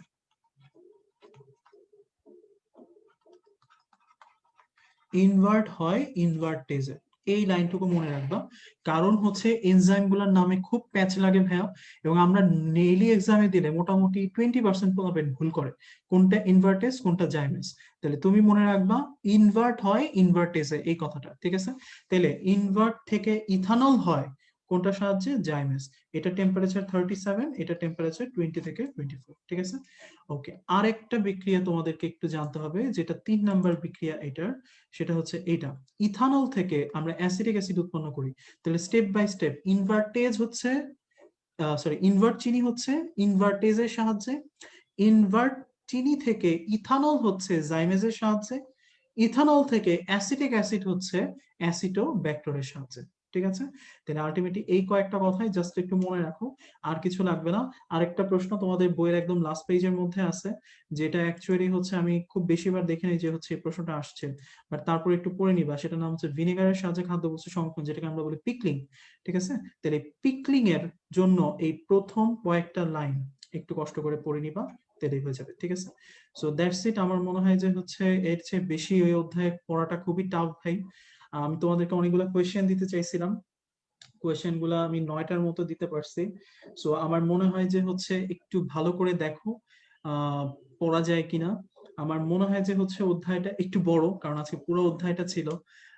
বেশিরভাগ ক্ষেত্রে আমরা চেষ্টা করছি যেগুলো থেকে কোয়েশ্চেন বেশি আসছে প্রিভিয়াস ইয়ার গুলাতে, যে পার্ট গুলো থেকে কোয়েশ্চেন আসছে সেগুলাই পড়ার জন্য। ভাইয়া টেম্পারেচার লাগবে কিনা? অবশ্যই টেম্পারেচার লাগবে ভাইয়া, এনজাইম গুলোর সাথে টেম্পারেচারটা একটু পড়ে ফেলবা, ঠিক আছে? সো দ্যাটস ইট ভাইয়া।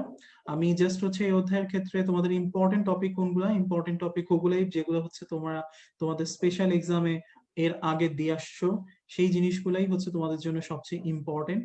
যারা ক্লাসগুলো করছো স্পেশাল এক্সামের টপিকগুলো হয়তো তাদের মনে আছে, ওই টপিকগুলো ইম্পর্টেন্ট।